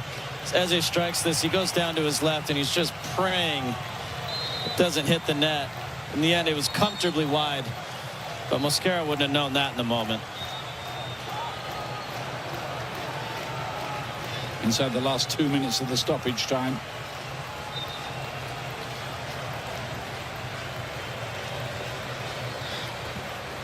Jordan Henderson with the corner kick for England, who've got there in the end today. Free kick goes Panama's way. Reflections on this England display from you, Landon? Not overly convincing. I mean, they got the job done, yes, but that's not good enough if you're going to go far in this tournament. It's really not, and they'll know that. Now, look, they played a much better team than this in Croatia, and that style of game suited them much better, and that is what they're going to face in the knockout rounds. But you have to say, if they play a team like this that bunkers in, they will struggle. Here's Watkins. You'll want to get in on the act, all right. And a great end to the season for Aston Villa, having been left out of the March squad completely. His response to that was to burst into his best form in a long time. He made himself almost impossible to ignore for the England squad for these championships.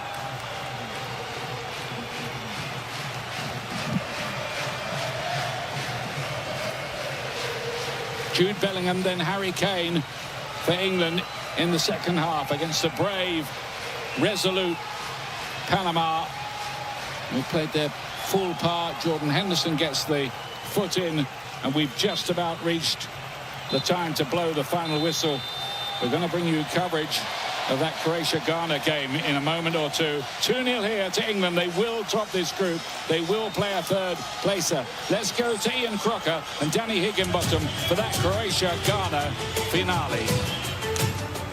And we will have that final for Ghana and Croatia here in just a moment. There's a few minutes left in that one. But for England, it was testy there in the first half, a 0-0 final after 45 minutes. But in the second half, they finally took things going. It's Jackson Feltz and three-time national champion head coach Pete Fewing here for just a few minutes to wrap up this broadcast. And Pete, that was a second half from England that they certainly needed to have. They get away with the win, and they have topped Group L. Yeah, they were just a little bit lackluster in the first half.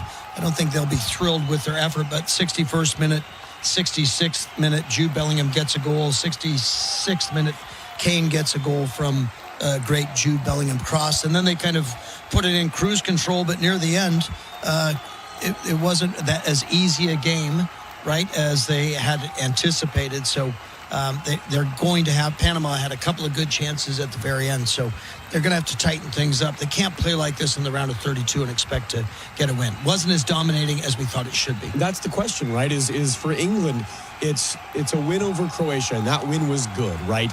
And they had to kind of fight back a couple times in that game. The draw against Ghana definitely was not convincing.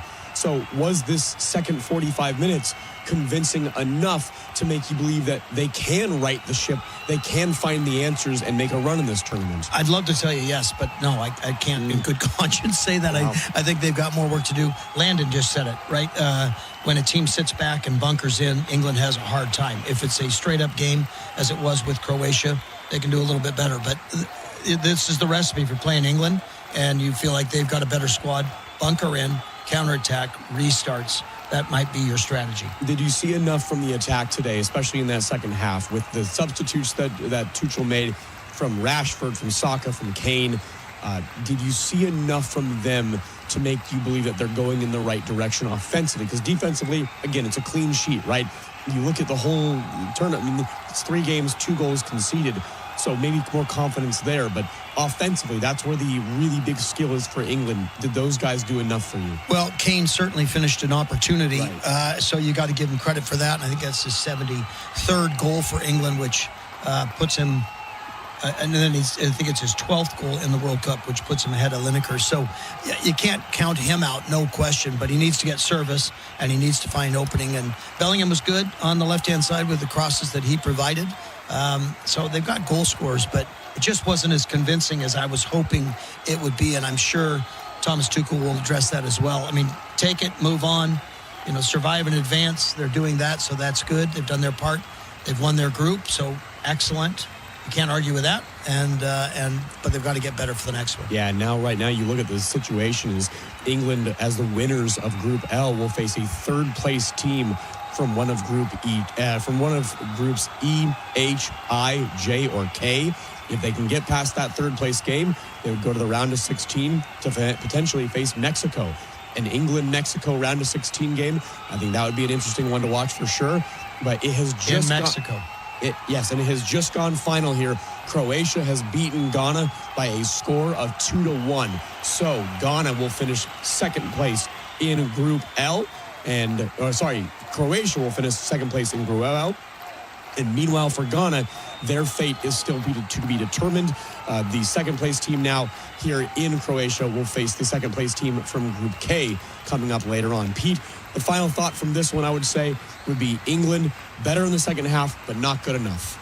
Agreed. And if you can pick up from the second half and take that into the first half of round 32, you might be all right. I still have faith in this team, but they've got to be a little bit tighter. And frankly, like I said, they gave up some shots. Pickford was okay in goal. He makes me a little bit nervous, so they've got to get better. Every team now can't make mistakes. Well, we're coming up here on the final couple games here of the group stage. By this time, 5 hours from now, we will know the full picture for the knockout round of the World Cup. That will do it for our broadcast. England once again with the victory over Panama have won Group L.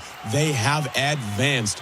and now attention will turn to Group K. That will do it for us. Thank you all for listening. You have been listening to FIFA World Cup 2026. Such a pressure kick, and he made it look so easy. Welcome to the FIFA World Cup 2026 on iHeartRadio. iHeartRadio is proud to present today's featured match, brought to you by Fox One, your audio home for FIFA World Cup 2026. iHeartRadio. It's our second doubleheader of the day as a massive showdown in Group K with top spot in the group up for grabs between Portugal and Colombia is on deck. Portugal are hoping their breakout performance versus Uzbekistan is more of a sign of things to come rather than their first match versus the Congo. And Colombia, after winning their first two games of group stage play, are looking to become just the third team to win all three going into the knockout stage. Welcome into the 2026 FIFA World Cup on iHeartRadio. My name's Anderson Hurst. I'm joined by three-time national champion head coach Peter Fewing as we take you all the way in kickoff in Miami between Portugal and Colombia in a fantastic matchup.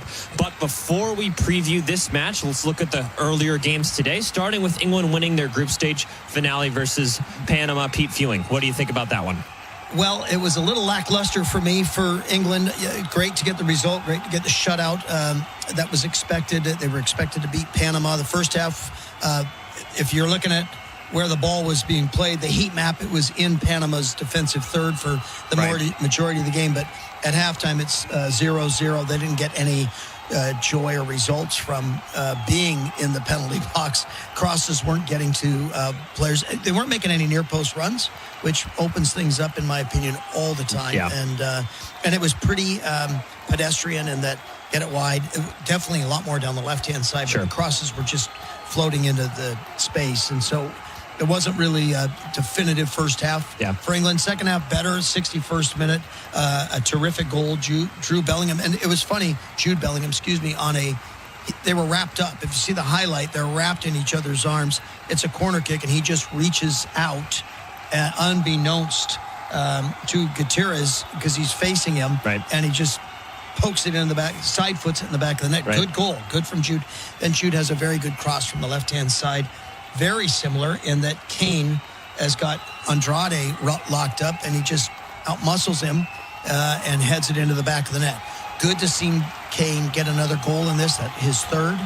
And then after that, they sort of just put it in cruise control. But Panama had chances at the very end. So I'd like to see a more definitive first half and a more definitive 2-0 lead dominance to close the game out. Yeah, I want to kind of follow up on that because we had the Spain game yesterday where they were facing, I don't want to say a similar level of opponent. We usually think of Uruguay as probably a better team than Panama, but in terms of where they're at right now, maybe not. And it just felt like Spain never had to get out of second gear. Was this a similar situation with England, or do you have more alarm bells ringing in terms of their status as one of the contenders for this World Cup crown? Yeah, a little more alarm bells than, say, Spain yesterday. Spain, or Brazil, or France. France, well, they won against all a very depleted Norway team, but those teams seem to, Germany even, they have a dominance that you can feel that they're going to keep a team down. So it wasn't quite the same today, and I expected them. As a team, I've said this quite a bit earlier. When you go get 3 or 4 goals, it doesn't take any wear and tear on your body. You get your subs in. The team gets more unified because there's more joy from that kind of success. And I was hoping England would have that kind of experience getting out of the group stage, going to round of 32. Yeah, really quick, a thought on the other game. Croatia gets an 88th minute winner to secure second place in Group L. Do they have any noise factor to them? Are they going to be a tough out, or is this just kind of a one last hurrah for an aging roster for them? Well, I hope for their sake, because it's an aging roster, a very talented aging roster, I hope they have enough grit in them to keep this going, right? And it's like a Bosnia team. Bosnia's younger, and so they have similar type of grit and blue collar work ethic to them. And these countries, man, they're representing their country on the world stage, and these countries need this kind of joy, right? Look what it does for the U.S., right? And we have a lot of sports that we get excited about in this country: football, basketball, baseball, right? And hockey and our own MLS, but for these countries, this is their main sport. This is something that they define themselves on. So I'm hoping Croatia can have a good run next round. So that sets up Group K tonight as Colombia battle Portugal and Miami for top spot in the group, and Uzbekistan go up against Congo in Atlanta. And just a reminder, you're seeing concurrent games as each group aims to finish its play at the same time. This is the last day of group play. So as Jackson Feltz mentioned in our last broadcast, you will have a full bracket of the round of 32 by the end of the day today. So this is our second I'm very excited about that, by the way. Yeah. We watched a lot of games. We've done a lot of games, and the picture is becoming more clear. Yes. Let's take a quick look at our Group K standings heading into the final game of their group play. And it's brought to you by the Home Depot. Upgrade your FIFA World Cup 2026 setup. Build it like Beckham from living room to lawn with the Home Depot. And take the fast, free delivery assist. The Home Depot, official FIFA World Cup 2026 supporters, subject to availability. Well, all four of these teams in Group K have only played 2 games, obviously. The final game is about to kick off. As of now, Colombia have top spot in the group with 6 points, 2 wins, 4 goals for, 1 goal against, for a +3 goal differential. They're looking to be just the third team to win all 3 of their group stage games after Mexico and after France did it.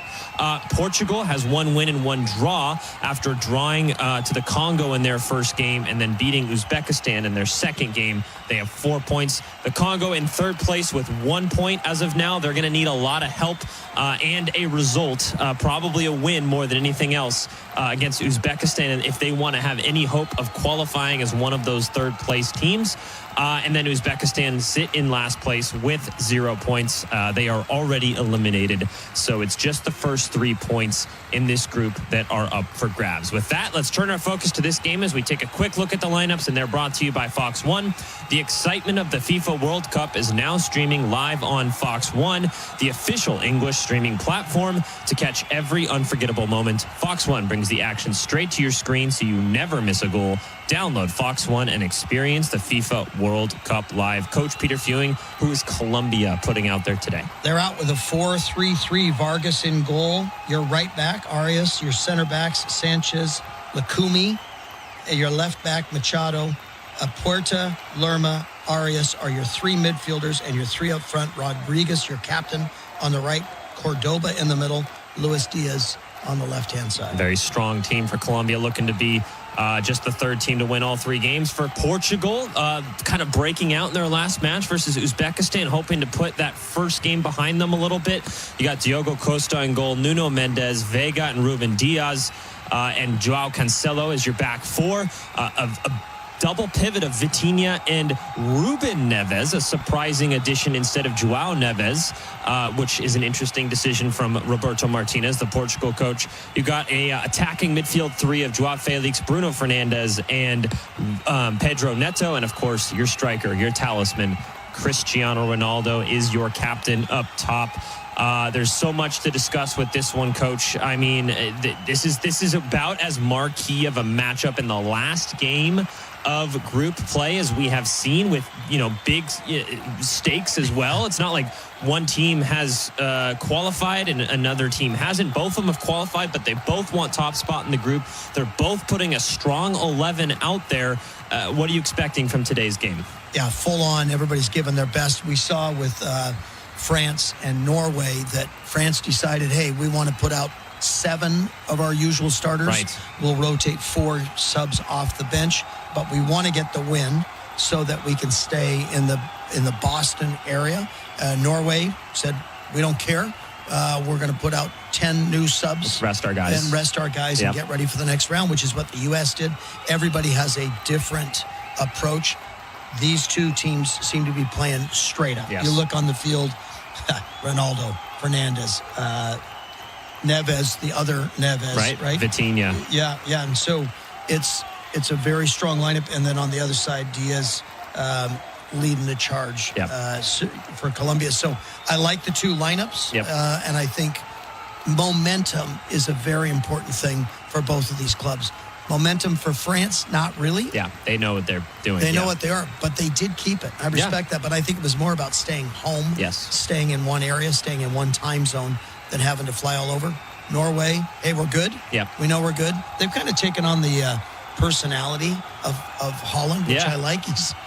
And I mean, he says before the game, we're going to lose this one, right? Yeah. And something to that effect. We're not going to win. They didn't expect to beat France, I don't think. Yeah, and I think after the game, they're like, okay, done. Yeah. We needed what we do to qualify. Now let's get on to the next one. But for these two teams, Portugal's still trying to find its way. Cristiano Ronaldo got his 2 goals last one, so that's good. But he's trying to stay on top of things as well. And then for Colombia, they're trying to claw their way back into a top 16 in the world team. And can't do that unless you get through to 32. Yeah, well, and the big thing for me in this game is Colombia won their first 2 games. They played well in both games, but it wasn't like they were dominant in either game, right? They did what they needed to do. I think they're going to be a tough out for this Portugal team who, coming into the tournament had a lot of expectations. They have one of the best squads that they've ever had. An aging Cristiano Ronaldo, yes, but he could still score goals. He's still a fantastic presence up top who gets into the box, gets on the end of crosses, and of course kind of takes a lot of the media pressure off of the rest of his team, which I think is an underrated aspect to his game. But the thing is, that first game, it just created more noise because of their inability to kind of break down the Congo. And then, of course, Uzbekistan, who has 2 losses to both Colombia and Portugal, I guess, if you're looking at 2 good teams. But that's maybe you can put a caveat on that and be like, okay, it was Uzbekistan. Let's see what you do versus Colombia. This, for both teams, this is kind of a big test. How real are you? That's it. That's a great point. I feel exactly the same way you do. This isn't one that either team can take their foot off the gas and say, we're through. I mean, it's great. Colombia, 6 points. If you had told them that you'd get 6 points in this group after 2 games, I think they'd be very pleased. And maybe I am naive, but I think Colombia wants to beat Portugal. They want to beat Cristiano, right? Yeah. And they want to beat Fernandez as well. Yep. And so I think they're trying to claw their way back into being like I said top 16, but I think even a top 8, top 4 team. And so I think they're going to, we'll see. I could totally be wrong. And maybe I don't, on this one, there's been strategy in the other games. On this one, it feels like a bit of a pride match. I have no idea why I think that, but it just feels like both teams are bringing their best. Yeah, I mean, they both have basically qualified. I think, I mean, Portugal should have secured it already, I believe so. They're sitting on 4 points. Yeah, I mean, there's almost no world, even if they lose this game, where they wouldn't be DR qualified. Congo has the 1 point. Exactly. Right? Exactly. So they would be second place in the group.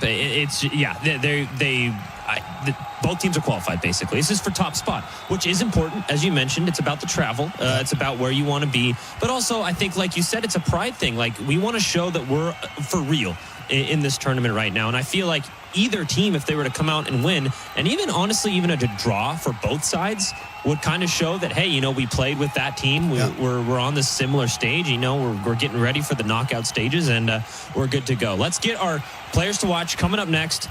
You've got kickoff between Colombia and Portugal, a fantastic matchup coming your way. You're listening to the 2026 FIFA World Cup on iHeartRadio. Don't you wish iHeart.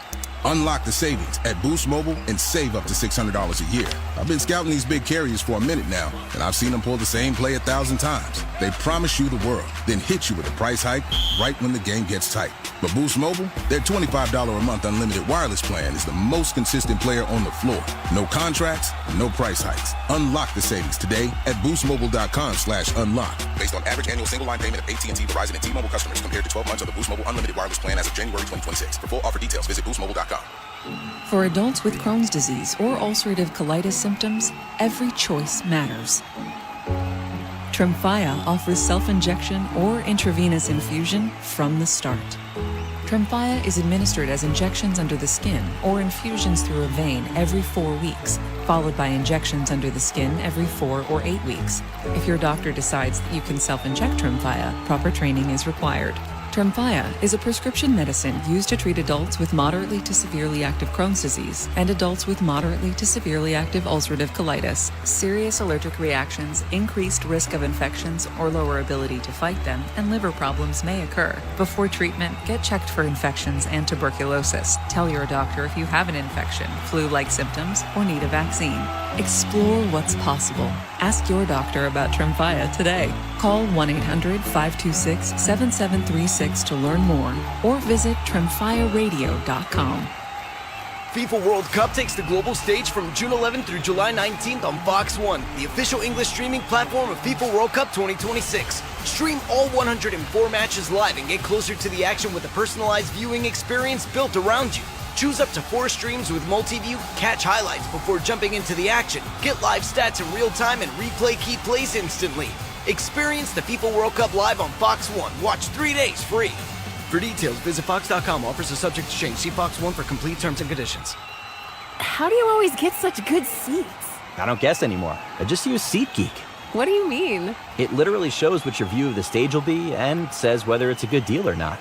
Wait, that's actually so smart. Exactly. It makes getting tickets way easier. And guess what? If you use code SMART10, you can get an extra 10% off your tickets. Say less. Shop smarter, get the best deal. SeatGeek. Offer applies to new customers only. Max savings up to $25. Valid through September 30th, 2026. Zach, nice vacation spot, but without T-Mobile 5G home internet, it's scary here. Don't open it. Relax. I ordered T-Mobile 5G home internet with same-day delivery, powered by DoorDash. Nothing to be afraid of. We're saved. Get T-Mobile 5G home internet delivered the same day, powered by DoorDash. Just $35 a month with autopay and a voice line. Plus taxes and fees. Same-day delivery for most internet-eligible customers. See if it's an option during checkout.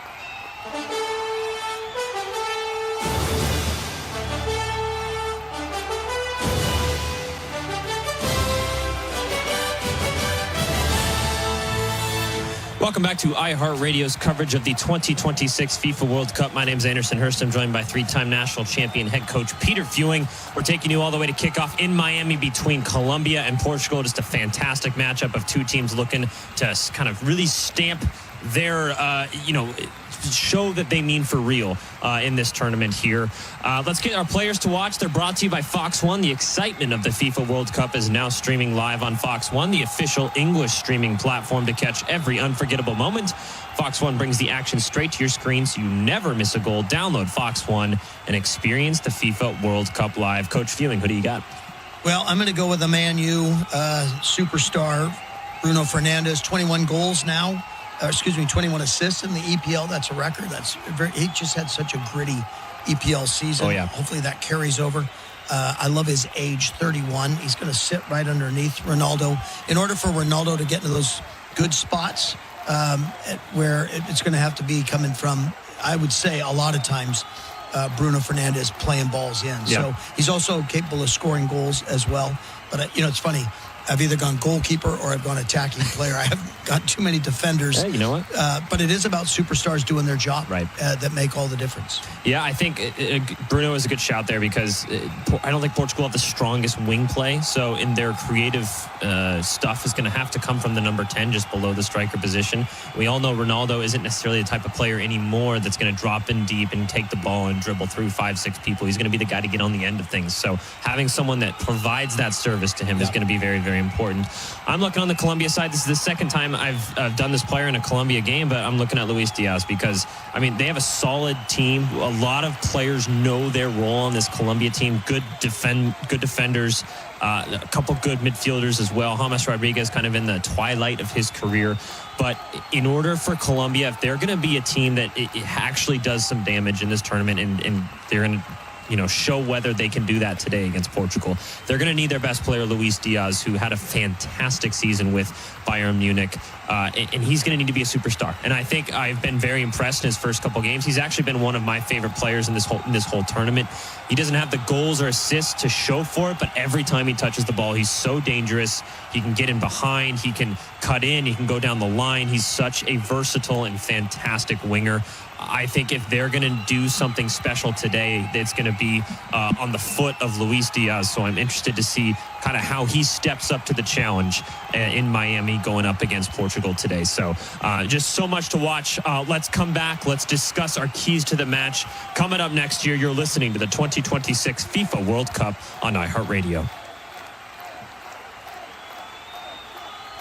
iHeart. You're locked into a lot of things you can't change. Weather, traffic. Hey, stay in your lane. Your wireless carrier's latest price hike. But you can unlock a better way. Unlock the savings at Boost Mobile and save up to $600 a year. Switch to the $25 a month unlimited wireless plan. No contracts, no price hikes, and you keep your phone. Stop being locked into their games. Unlock the savings at boostmobile.com/unlock. Based on average annual single line of payment of AT&T, Verizon, and T-Mobile customers compared to 12 months on the Boost Mobile unlimited wireless plan as of January 2026. For full offer details, visit boostmobile.com. Hear that? That's the show everyone's about to post tonight. And if you're already thinking, I should have gone, don't. With SeatGeek, you can find last-minute tickets, compare prices, and know your tickets are legit with the buyer guarantee. So instead of watching it on your phone, be there. Because sometimes the best nights happen on short notice. Open SeatGeek? Go tonight. Before we got AT&T Business Internet, whenever we needed to get another device set up in the office, we called Janet's nephew. Charged us in pizza bites and energy drinks. He once renamed the network to New England Clam Router. Professional? Not really. Necessary? At the time, yes. Now we've got AT&T Business Internet. Easy to set up, no nephews required. AT&T Business Internet. Connecting changes everything. There's enough needless nonsense in the world already. Your phone plan shouldn't add to it. Verizon's new Simplicity plan cuts down on the nonsense in your life. Now there's just one plan, one price. $30 a line per month, even for a single line. And everyone gets our best 5G network. It's a phone plan designed to do exactly what a phone plan is supposed to do. Isn't that a lot simpler? Switch today at Verizon.com or at your nearest store. For new customers, $30 per line includes auto pay and switch discount. Additional taxes, fees, and terms apply. Unlimited data is restricted to on-device smartphone usage. Domestic data roaming at 2G speeds. Hydrate your skin up to 10 layers deep from AM to PM with CeraVe. Start your morning with AM Facial Moisturizing Lotion SPF 50 for 24-hour hydration and UV protection. At night, PM Facial Moisturizing Lotion delivers lightweight moisture and 48-hour hydration while you sleep. Both strengthen the skin barrier in just 1 hour and are formulated with 3 essential ceramides and MVE technology. CeraVe is the #1 dermatologist-recommended facial moisturizer brand. Find the right formula for your skin type. Did you know not all batteries are the same? For example, only Duracell batteries are built different with Power Boost ingredients. And Duracell are the only batteries that make this sound every time you say Power Boost ingredients. See? Duracell batteries with Power Boost ingredients. You try. Told you. Duracell batteries are built different with Power Boost ingredients. And they're built right here in the USA.